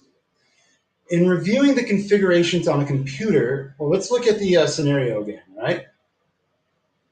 Identify and revert the security features. List security features that the technician might have disabled or loosened, which needs reverting back to original settings. Tighten access controls. Provide examples on how the company should tighten the access controls on the server. Audit and detection. Describe the steps to audit the current configuration of the system and how to document the reconfiguration process. Further prevention. Recommend measures the company could take to prevent similar situations. All right, so right now we're on the audit documentation.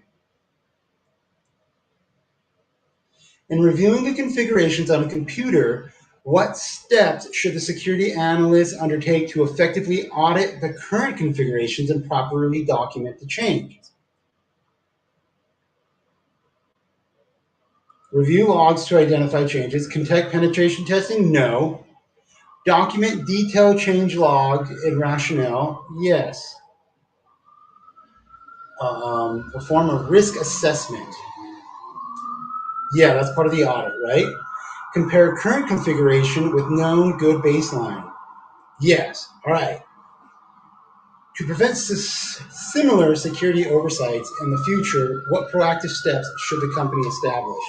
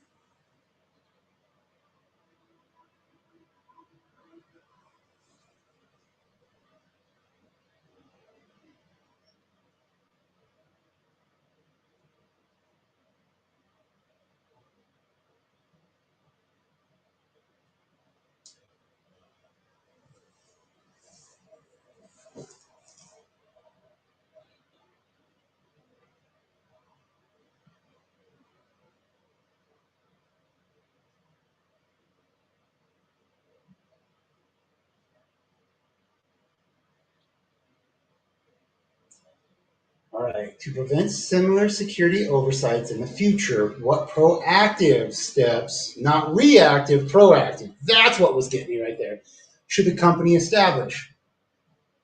Enforce regular training and support for staff, of course. Implement a change management plan.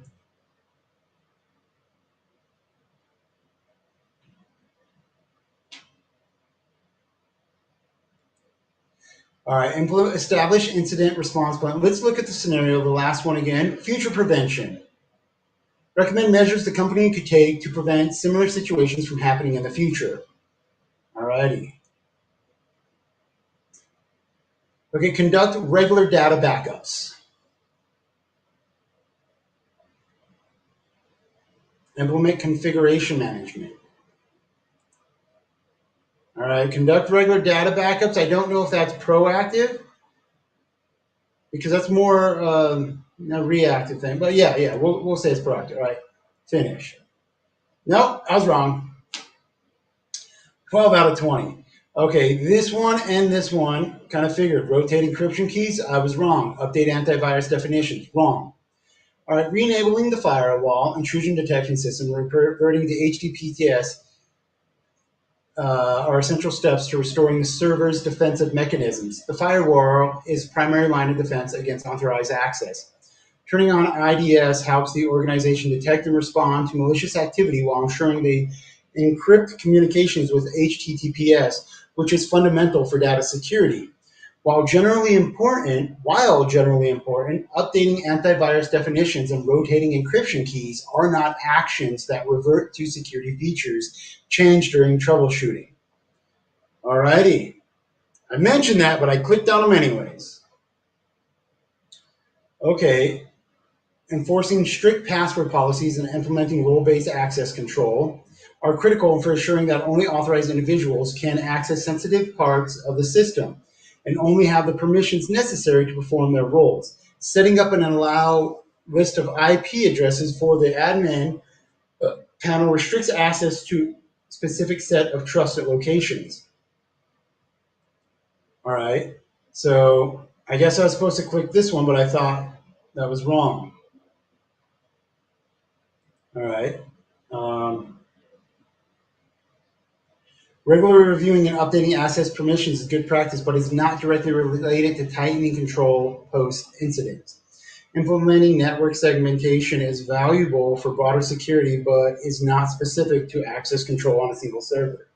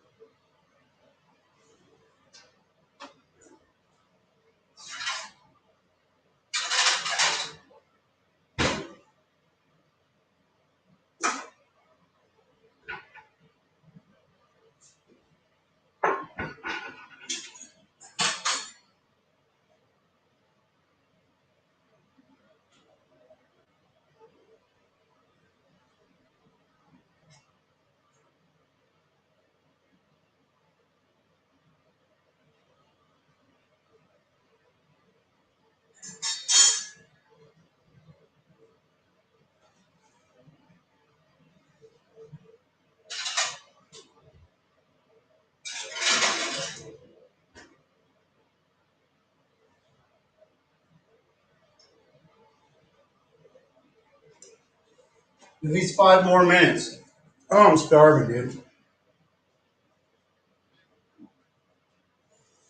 Implementing network segmentation is valuable for its broader security, but is not specific to access control on a single server.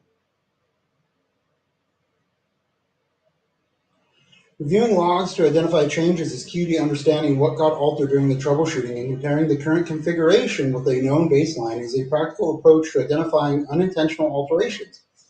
Documenting a detailed change log and rationale for each change creates a record for future reference. Promoting accountability, while important in a comprehensive security program, conducting penetration testing and performing a risk assessment are not immediate steps for auditing and documenting changes made during a troubleshooting thing. All right, so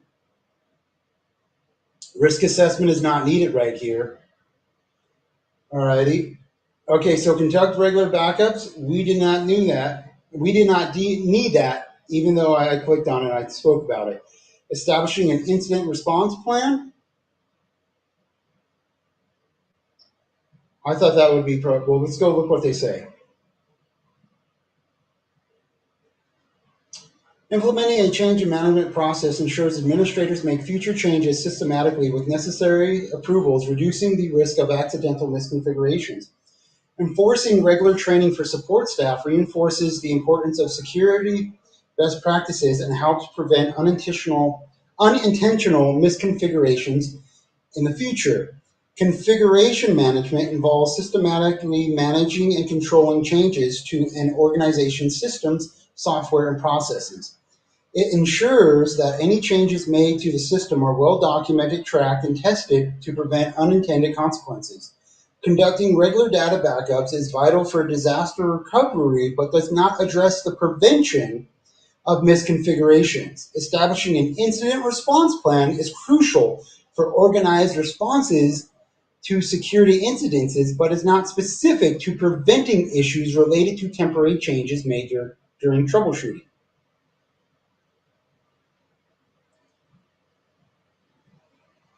All right.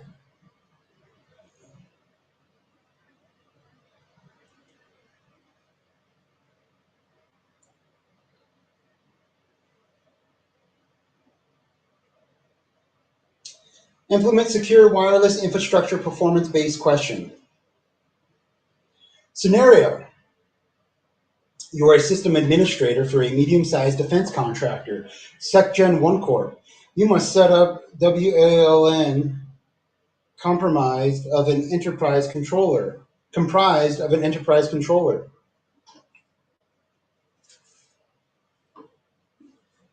And 2 enterprise wireless access points. The first AP will be indoors. The second AP will face a private courtyard in the company building.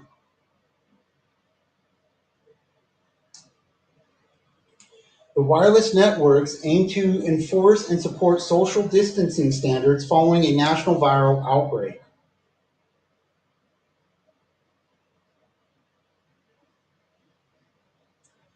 You produce a wireless site survey and heat maps to determine the best location for the wireless devices.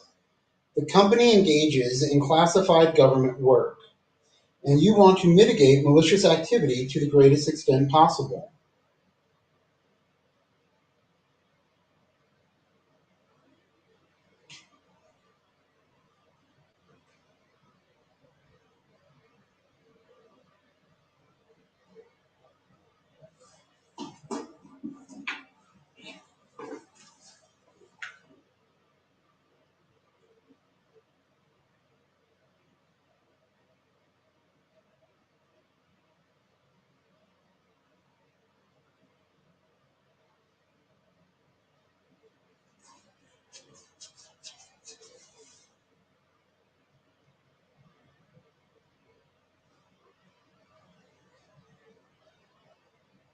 And you want to mitigate malicious activity to the greatest extent possible. The company will not allow backward compatibility with previous Wi-Fi generations, choosing to enforce security over convenience for all users. You will segment and isolate the wireless network from the core corporate network and make it exclusive to employees. Guest or a guest network cannot have access. After discussing the wire, dude, I'm so fucking hungry right now. After discussing the wireless site survey and heat maps with management, your task on the controller interface support the access points are as supporting the access points are as follows. After discussing the wireless site survey and heat maps with management, your tasks on the controller interface supporting the APs are as follows.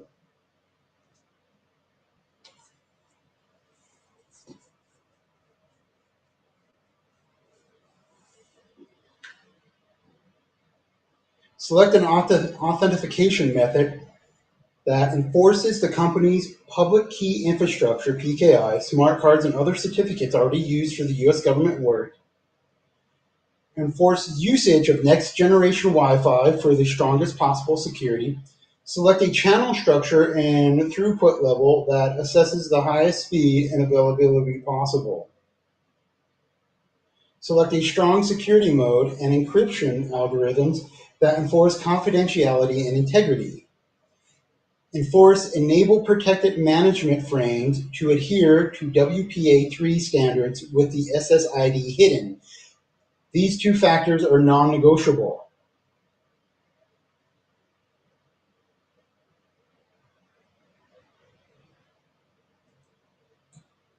Wireless control interface, 5 gigahertz, 801 point, all right, core settings. Enterprise authentication model.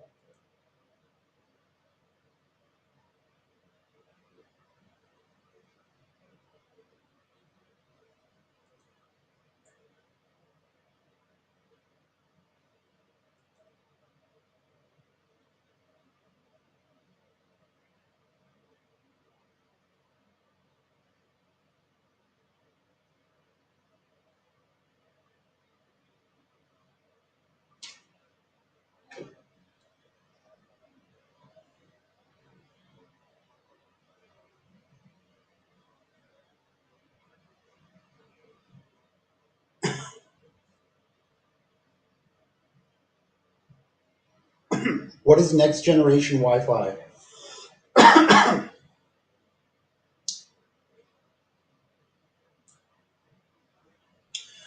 Wi-Fi 7 is the next generation of Wi-Fi, succeeding Wi-Fi 6 and 6E. It is expected to be available for certification by the Wi-Fi Alliance first quarter 2024. Wi-Fi 7 promises to be up to 4 times faster than previous standards with speeds of over 5 gigabytes per second for PC Wi-Fi. It also offers lower latency and more connections and better stability. Okay. Wi-Fi 6 technology 801.11ax / high efficiency wireless is the latest version of Wi-Fi technology and brings it to the promise of increased speed. All right.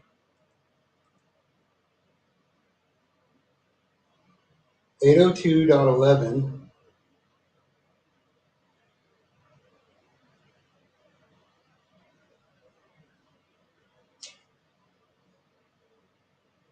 which is better, 802.1x enterprise or 802.1x EAP-TLS, radius?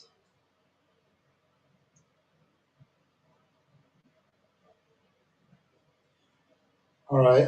EAP-TLS is generally considered the most secure 802.1x authentication method because it's certificate-based. It prevents credentials from being sent over the air where they could be stolen and require users to go through a onboarding process to ensure their devices are configured correctly. All righty, so we will go that. TLS.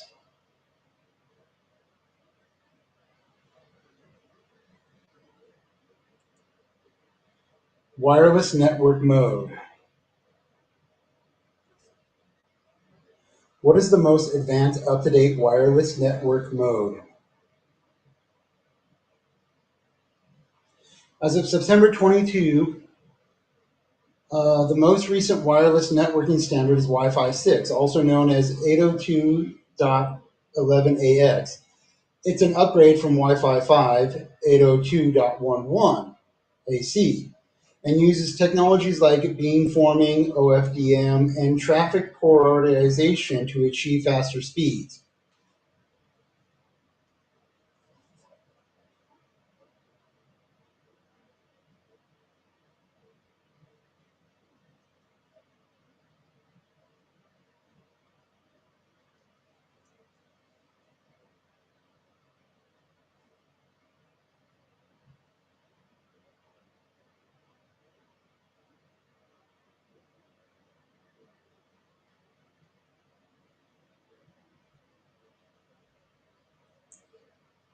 Alrighty.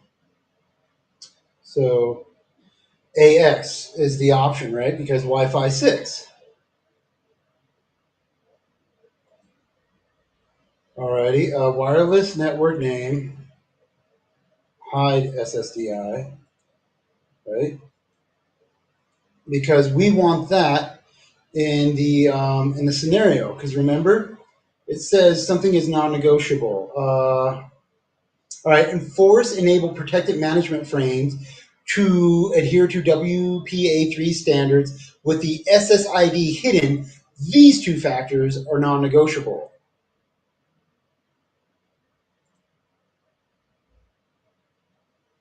All right.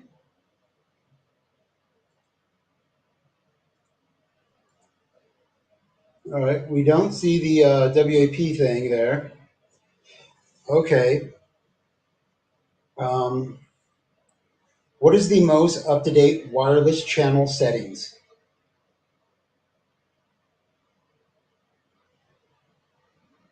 Channel width set to 20 megahertz for the 2.5 gigahertz band, and to auto or all widths for the 5 gigahertz and 6 gigahertz band.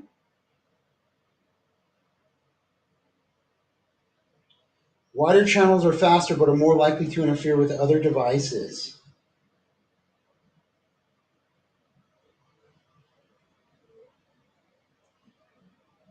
Hmm.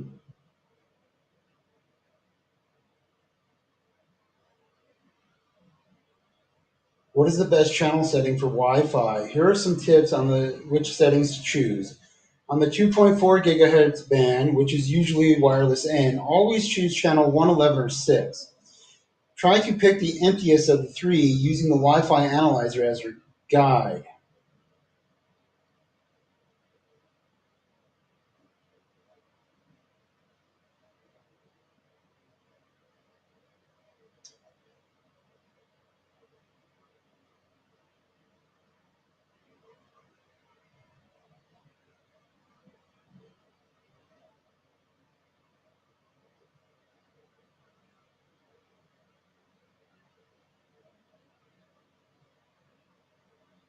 Man, it's really not that.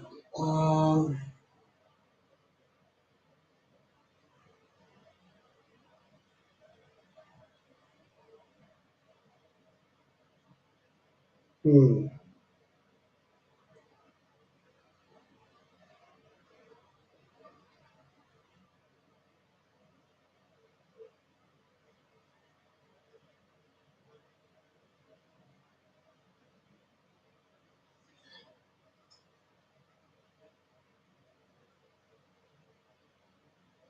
All right.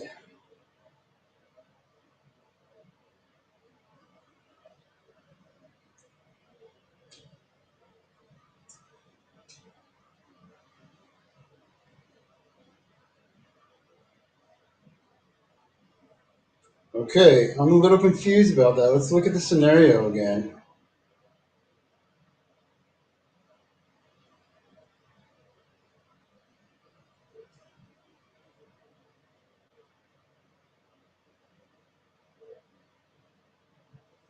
What has stronger security?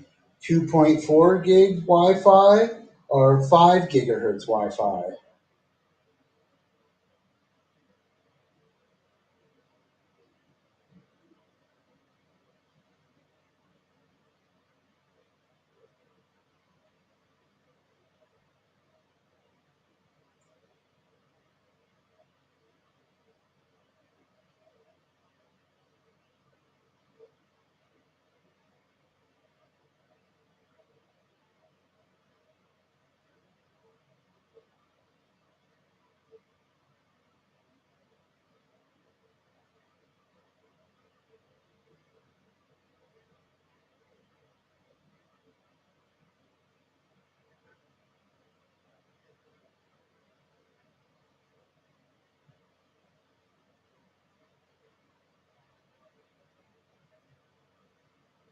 Hmm.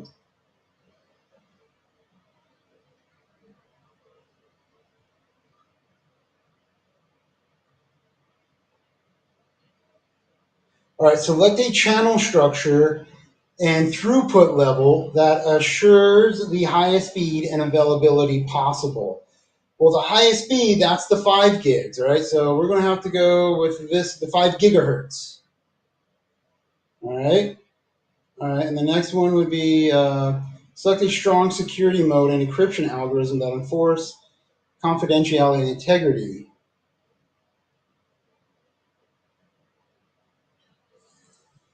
Oh, my food's done. All right. Management protection frames. Enable. Security mode. That was just a WPA3, right? In the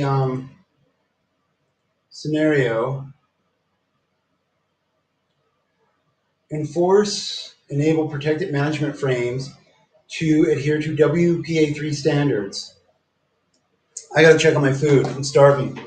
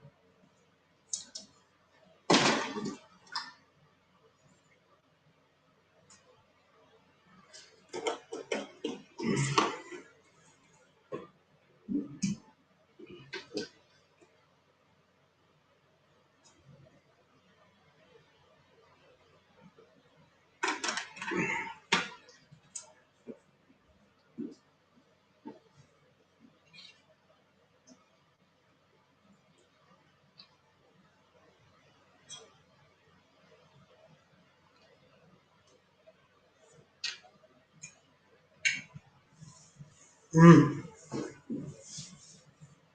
food in my belly. What is the best WPA3 standard?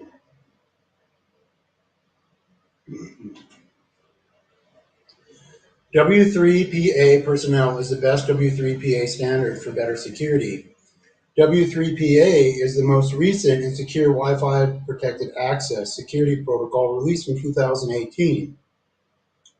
WPA3 personnel uses simultaneous authentication of equals SAE to improve password-based authentication even for non-complex password.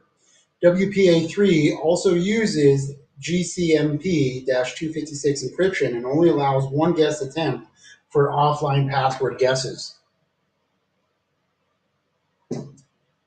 Alrighty, let's look at this.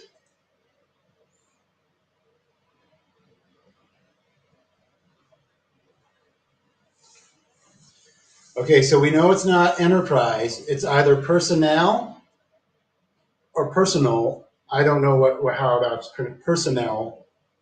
Simultaneous authentication. All right.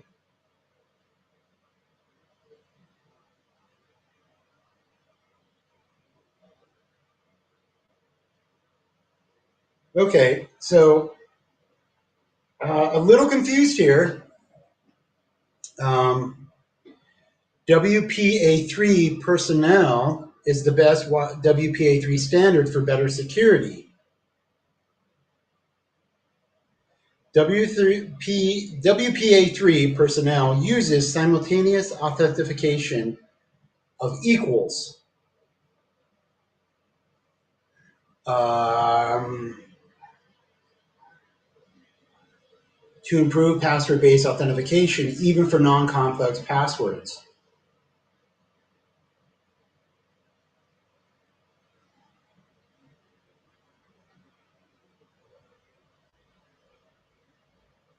Okay, so I guess we'll go with there.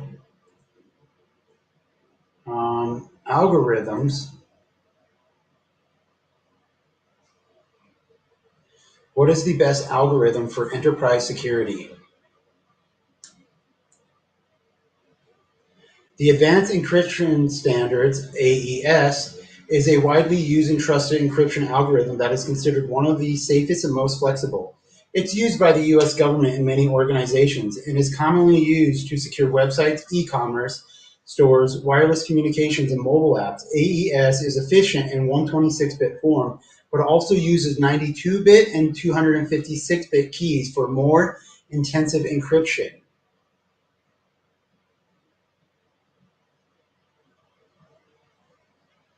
Hmm.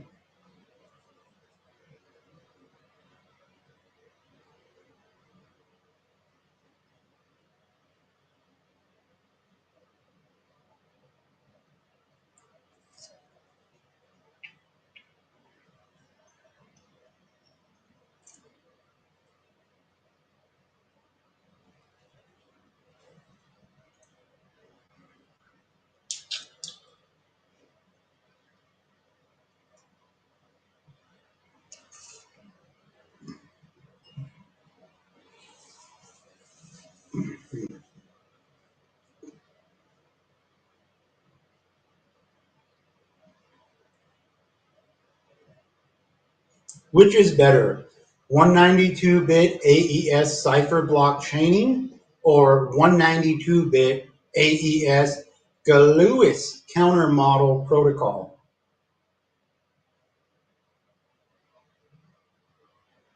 Authentication encryption model, AES GCM, is generally considered more secure than cipher block chaining. All right, GCM, right here.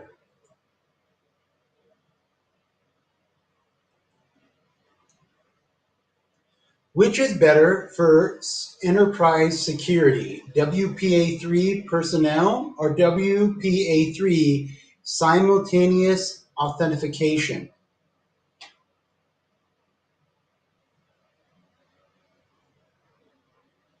WPA3 enterprise is generally considered more secure than WPA3 personnel for enterprise security. WPA3 Enterprise offers stronger authentication encryption methods and is often used in the government, financial institutions, and other sectors where network security is crucial. WPA3 personnel uses simultaneous authentication of equals for stronger security,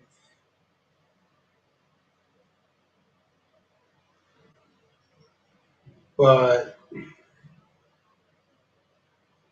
WPA3 Enterprise provides an additional protection like 192-bit encryption.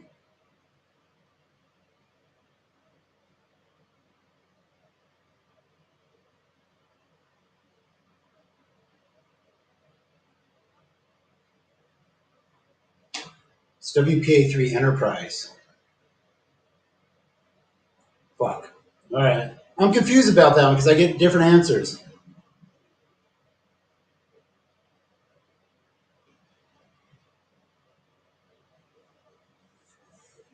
All right. Throughput settings, channel width.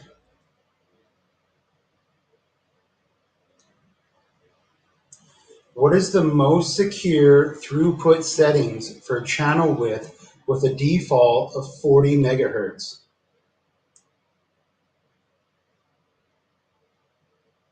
For 5 gigabytes Wi-Fi, 40 megahertz channels are often used to maximize throughput and minimize interference.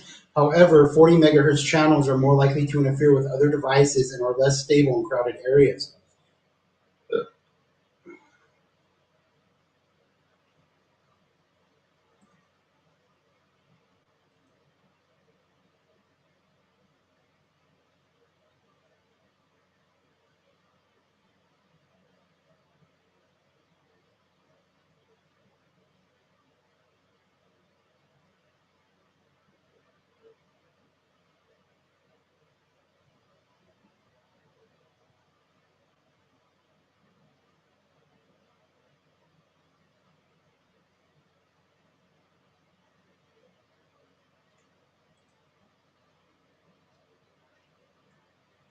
'Which is more secure, 40 megahertz high throughput or 80 megahertz very high throughput?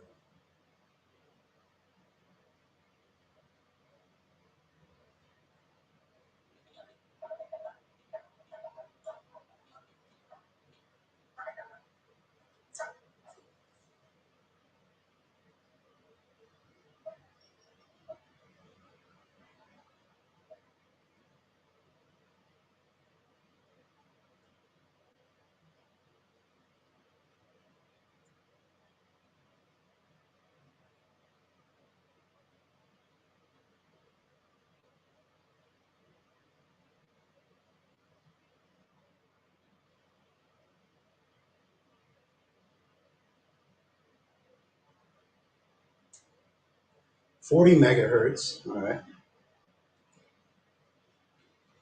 Which is more secure, 20 megahertz standard throughput or 40 megahertz high throughput?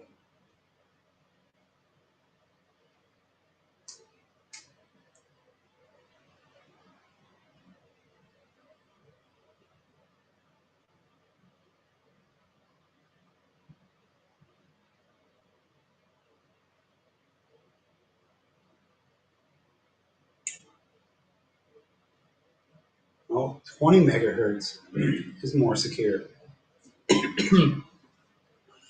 All Alrighty,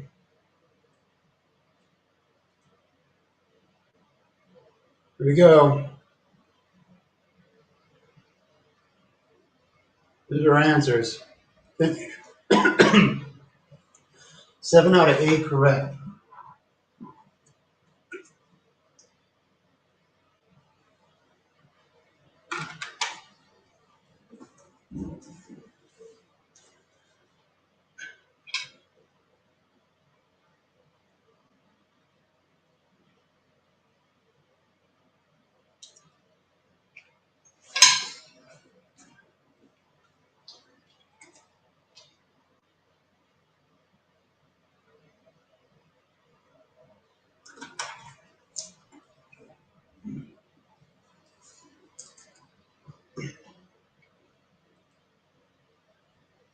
Alrighty, the bottom one was wrong.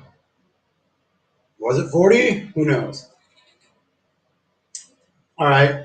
Usage of an 802.1x EAP TLS radius would offer SecGen1 Corporation ability to apply its existing PKI infrastructure. Employees already work in the project supporting the U.S. government and have access to digital certificates and smart cards.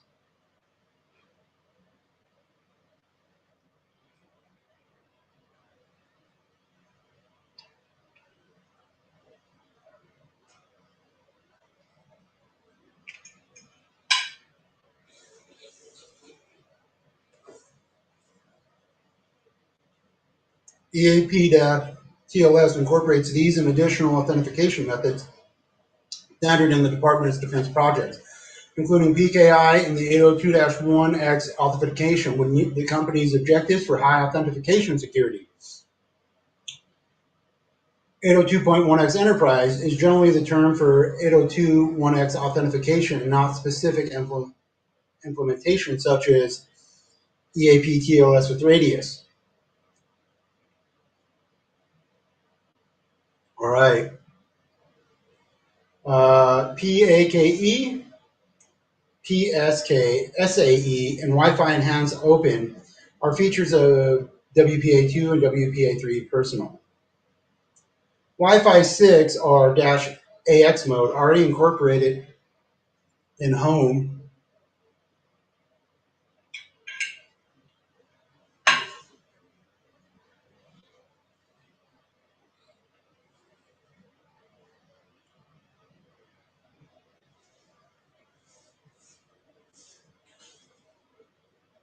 In-home and enterprise wireless networks products correlates with improved security features offered by WPA3. Moreover, the array of radio bands available for 6 gigahertz and 5 gigahertz is much greater than 2.4 gigahertz. The scenario also specifically stated that backward compatibility to previous Wi-Fi generations is not allowed. In the interest of security, making Wi-Fi 6 the best choice, WPA3 standard mandates the use of management protection frames to protect against key recovery attacks, MPF and simultaneous authentication of equals, SAE. Also part WPA3 help alleviate the problem of attacks leveled against the previous WPA2 four-way handshake process.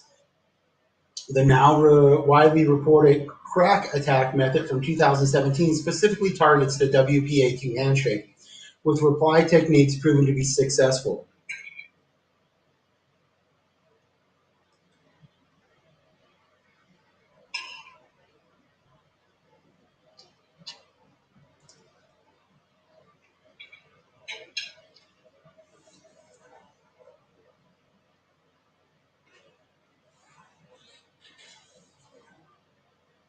Crack reinforced the need for MPF and SAE now available in WPA3. WPA3 Enterprise adheres to the most up-to-date encryption, hashing, and digital signature algorithms available, according to the Wi-Fi Alliance. Enterprise security in WPA3 has increased dramatically, including changes such as the minimum required usage of 192-bit AES Galeos counter model protocol, among other high-bit, high-security algorithms. WPA2 Enterprise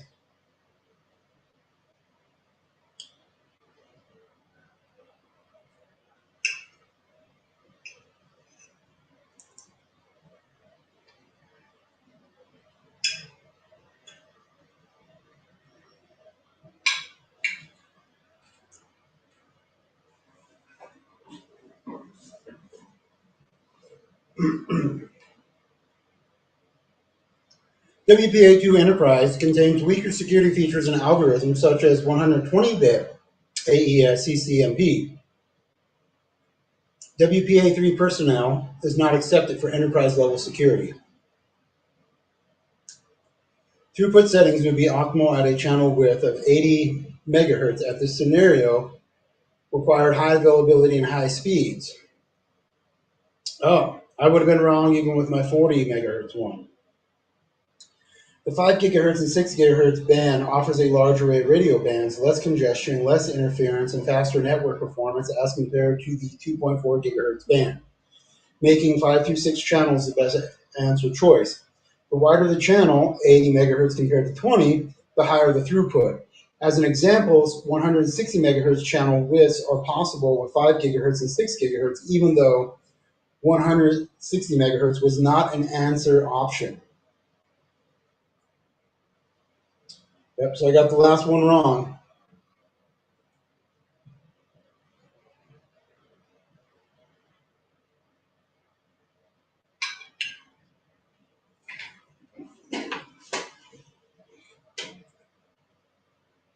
%.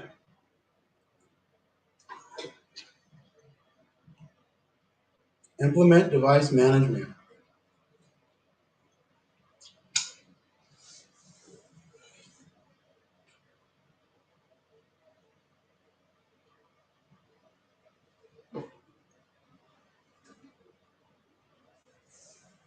In response to rapid growth, your organization implemented a bring your own device, corporate owned, policy enabled, personally enabled policy.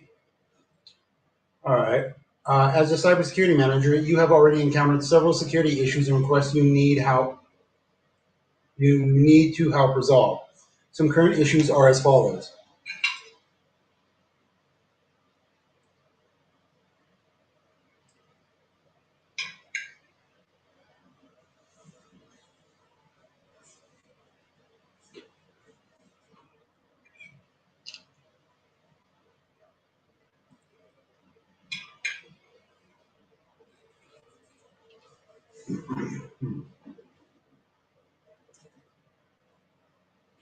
This CSO, Chief Security Officer, wants to set up a system that tightly sandboxes enterprise mobile apps and prevents data losses.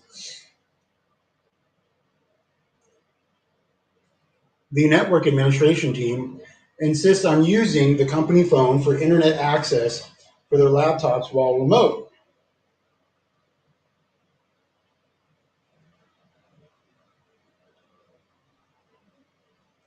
The CSO is requesting the ability to track where corporate equipment is in case of theft or loss. The CIO, Chief Information Officer, and the CTO, Chief Technology Officer, want specific mobile phone functions restricted in and out of the company building. The finance and accounting teams have concerns regarding data confidentiality. The sales division wants help in keeping mobile devices secure during traveling. As a cybersecurity manager, you will now decide on your actions needed to resolve mobile phone issues in your workforce.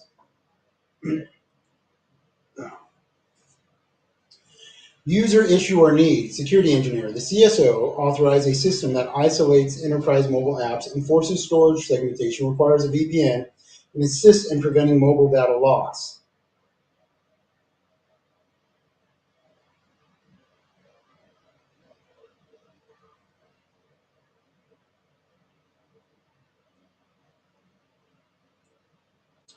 CSO, since hardware theft is a common issue, we need to implement a solution that helps us recover lost or stolen data. Enable geofencing. What is geofencing? Geofencing is a location-based services that uses radio frequency identification, Wi-Fi, GPS, and cellular data to create a virtual boundary around a physical location. This virtual boundary is known as a geofence, and it can be any shape and size.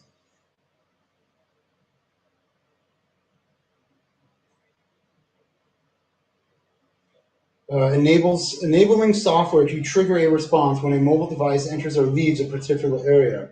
Geofencing turns the light off when you leave and on when you get home. Alrighty. I believe that's location services. The CIO, we want to limit on-site and off-site functionality with greater restrictions applied to sensitive documents when the users are off-site.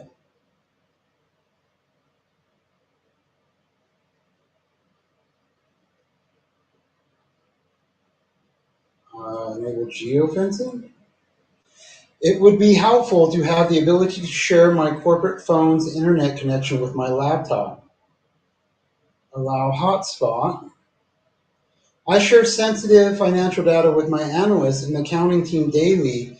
I need our Android devices to have the strongest. Someone stole my suitcase at last week's Salesforce conference with sales documentation and my computer issued phone inside. Perform remote wipe.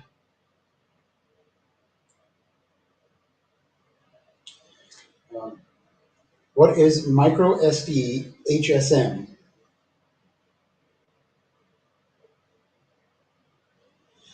Micro SD HSM is hardware security module in the form of a micro SD card.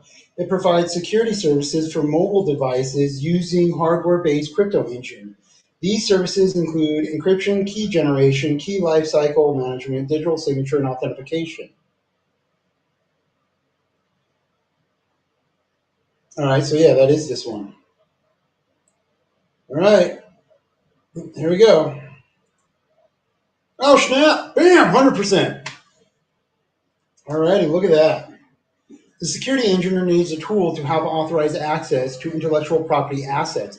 The company can use the multitude of security features provided by mobile device management services. MDM platforms can enforce security policies and various restrictions. It can monitor user behavior and apply security procedures when user behavior deviates from anticipated or authorized activity. Moreover, it generates alerts.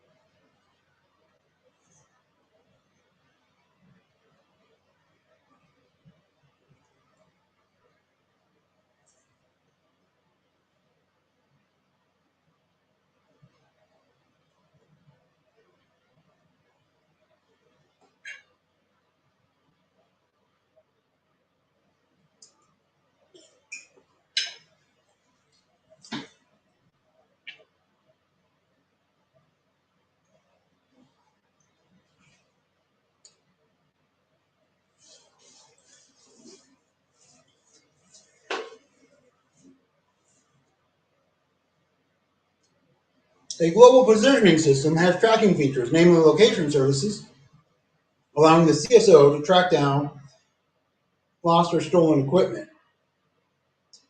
Most MDM systems provide this capability. Geofencing meets the CIO's needs. Security IT staff can limit mobile device functionality based upon their precise location. Unlike geolocation services, geofencing can alter the capabilities of a device and turn functionality on or off.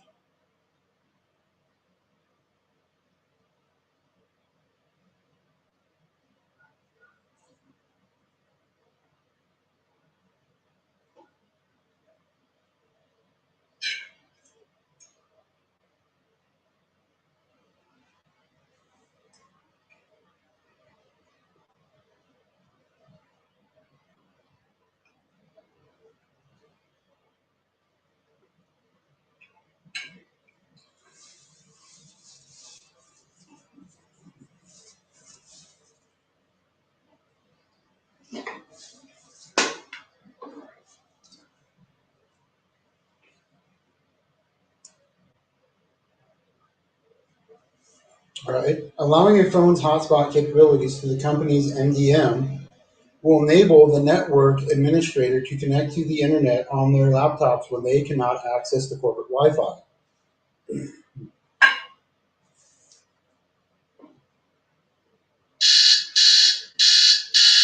Yeah, shit. Alrighty. Another one's about to happen. The finance manager issues his Android devices. Where encryption capability vary greatly, higher-end Samsung and Google Pixel devices offer encryption by default. A wide range of Android devices will likely exist in the company, some of which will not offer comprehensive encryption. One solution would be to provide micro SD hardware security module cards to insert in numerous models. The HSM cards could work with existing MDM software for authentication and public key infrastructure functions.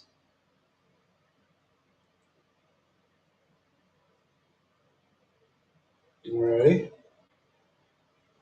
The ability to perform a remote wipe on the sales executive mobile devices allows an organization to reduce the loss of sensitive data in the event of stolen or lost data.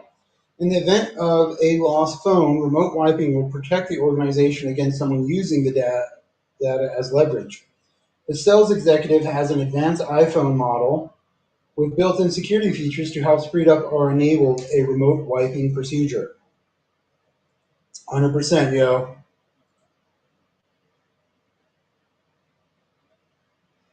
Alrighty. Yeah. Uh, we'll look at this, and I think we may call it Summarize Incident Response Procedures.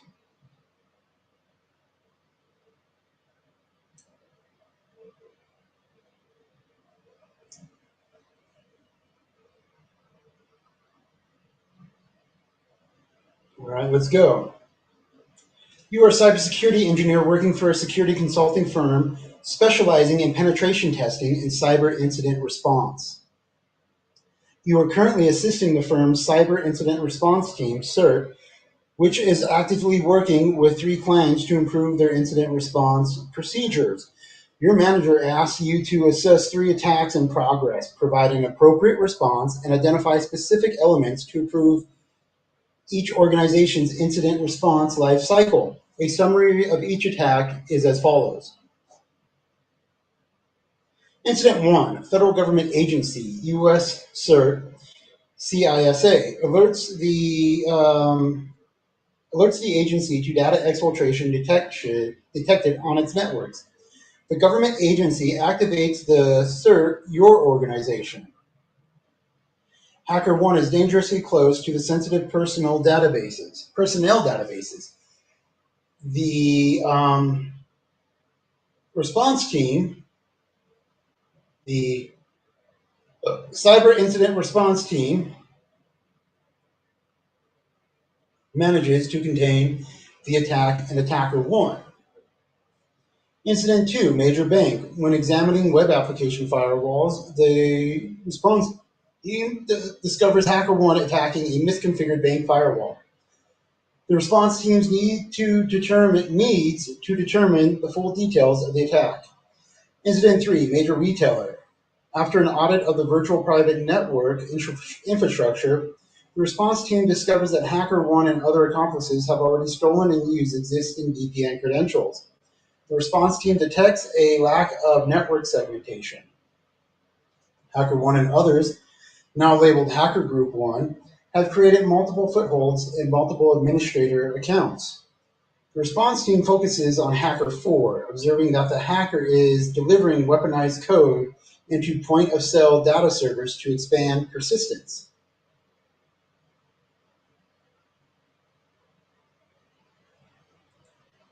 All right, federal government, current incident step. We will have to go each one by one. Federal government, U.S. government alerts the agency to data exfiltration detected on its network. The government agency activates your organization. HackerOne is dangerously close to sensitive personal database. The CERT team manages to contain the attack in attacker 1. All right.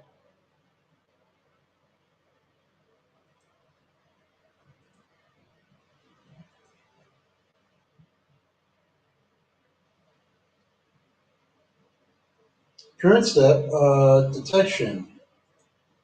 Incident response was containment. Next step,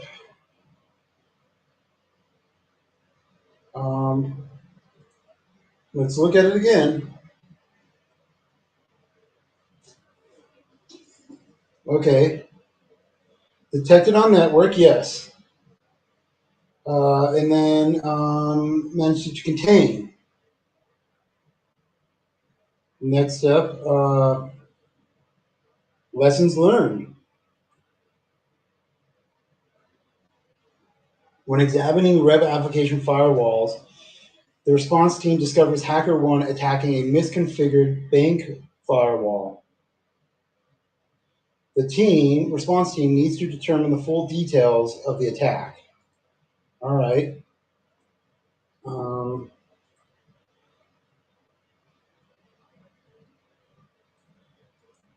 I believe that's detection or analyst.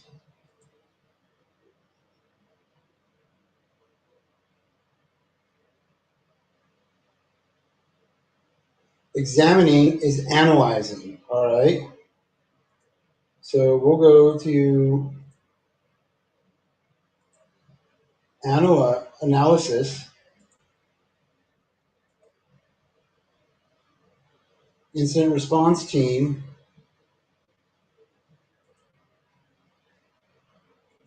Uh, needs to determine the full details.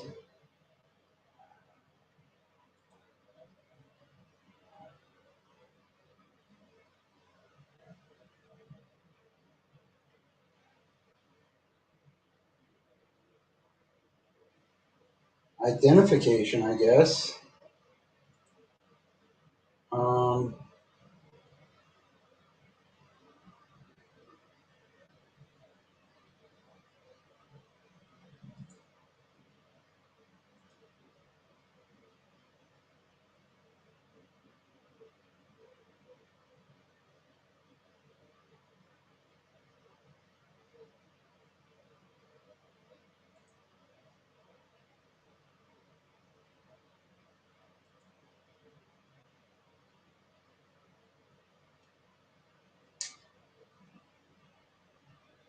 uh, is that containment?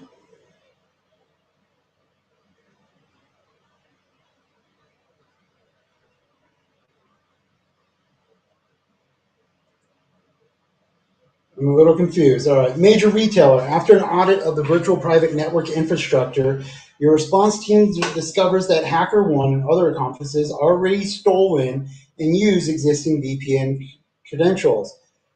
The response team detects a lack of network segmentation. HackerOne and others, now labeled Hacker Group One, have created multiple footholds in multiple administrator accounts. The response team focuses on Weapon 4, observing that the hacker is delivering weaponized code into point of sale.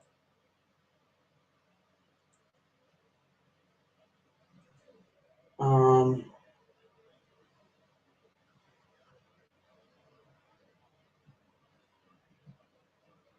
Preparation, I guess,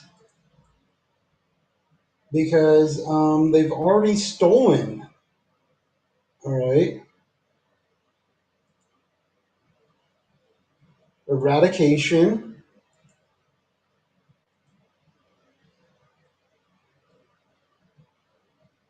Eradication. All right.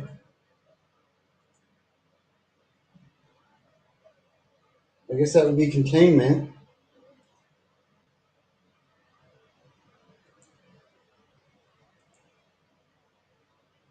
Well, let's go for it. Oh, shit. Man, did I fucking miss.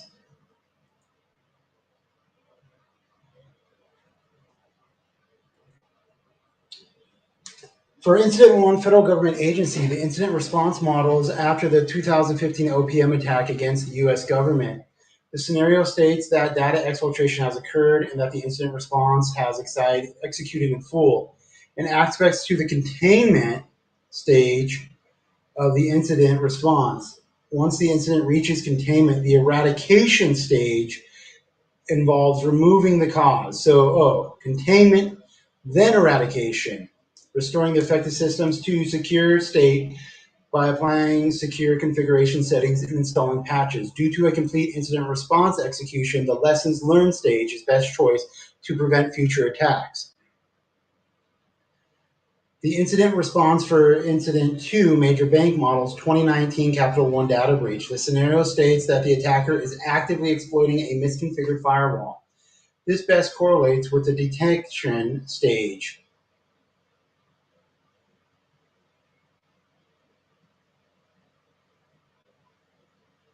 Of the incident response. The CERT needs to do a deep dive into the incident to determine the scope, which corresponds with the analysis stage. The bank should take advantage of the containment stage of the incident response life to harden the systems to correctly configure the firewall in the first place. Incident 3, Major Retailer. The incident response model of the Target 2003 Target Corporation attack. The response team observed that HackerFor delivered weaponized code to expand persistence. This activity correlates with analysis stage of the incident response, where the team figured out what happened. The scenario requires a response in the containment stage to eliminate the hacker's persistence in the network. Since the hackers delivered malicious code, this retail organization would benefit from eradication stage. All right, so analysis, containment, eradication. All righty. Oh, we skipped one. Okay, so I'm going to call this, all right? I'm going to go to a CSA meeting at a secure set now called Flatiron and see what's going on. So, yeah, we're 3 hours into this. Holy wow, dude. So, anyways, everybody in YouTube land, stay warm if you need to stay warm. Stay cool if you need to stay cool. Stay healthy, stay safe, stay sober if you're choosing sobriety, because I'm currently on my sobriety trip. All right, peace. Love you. And broadcast quick.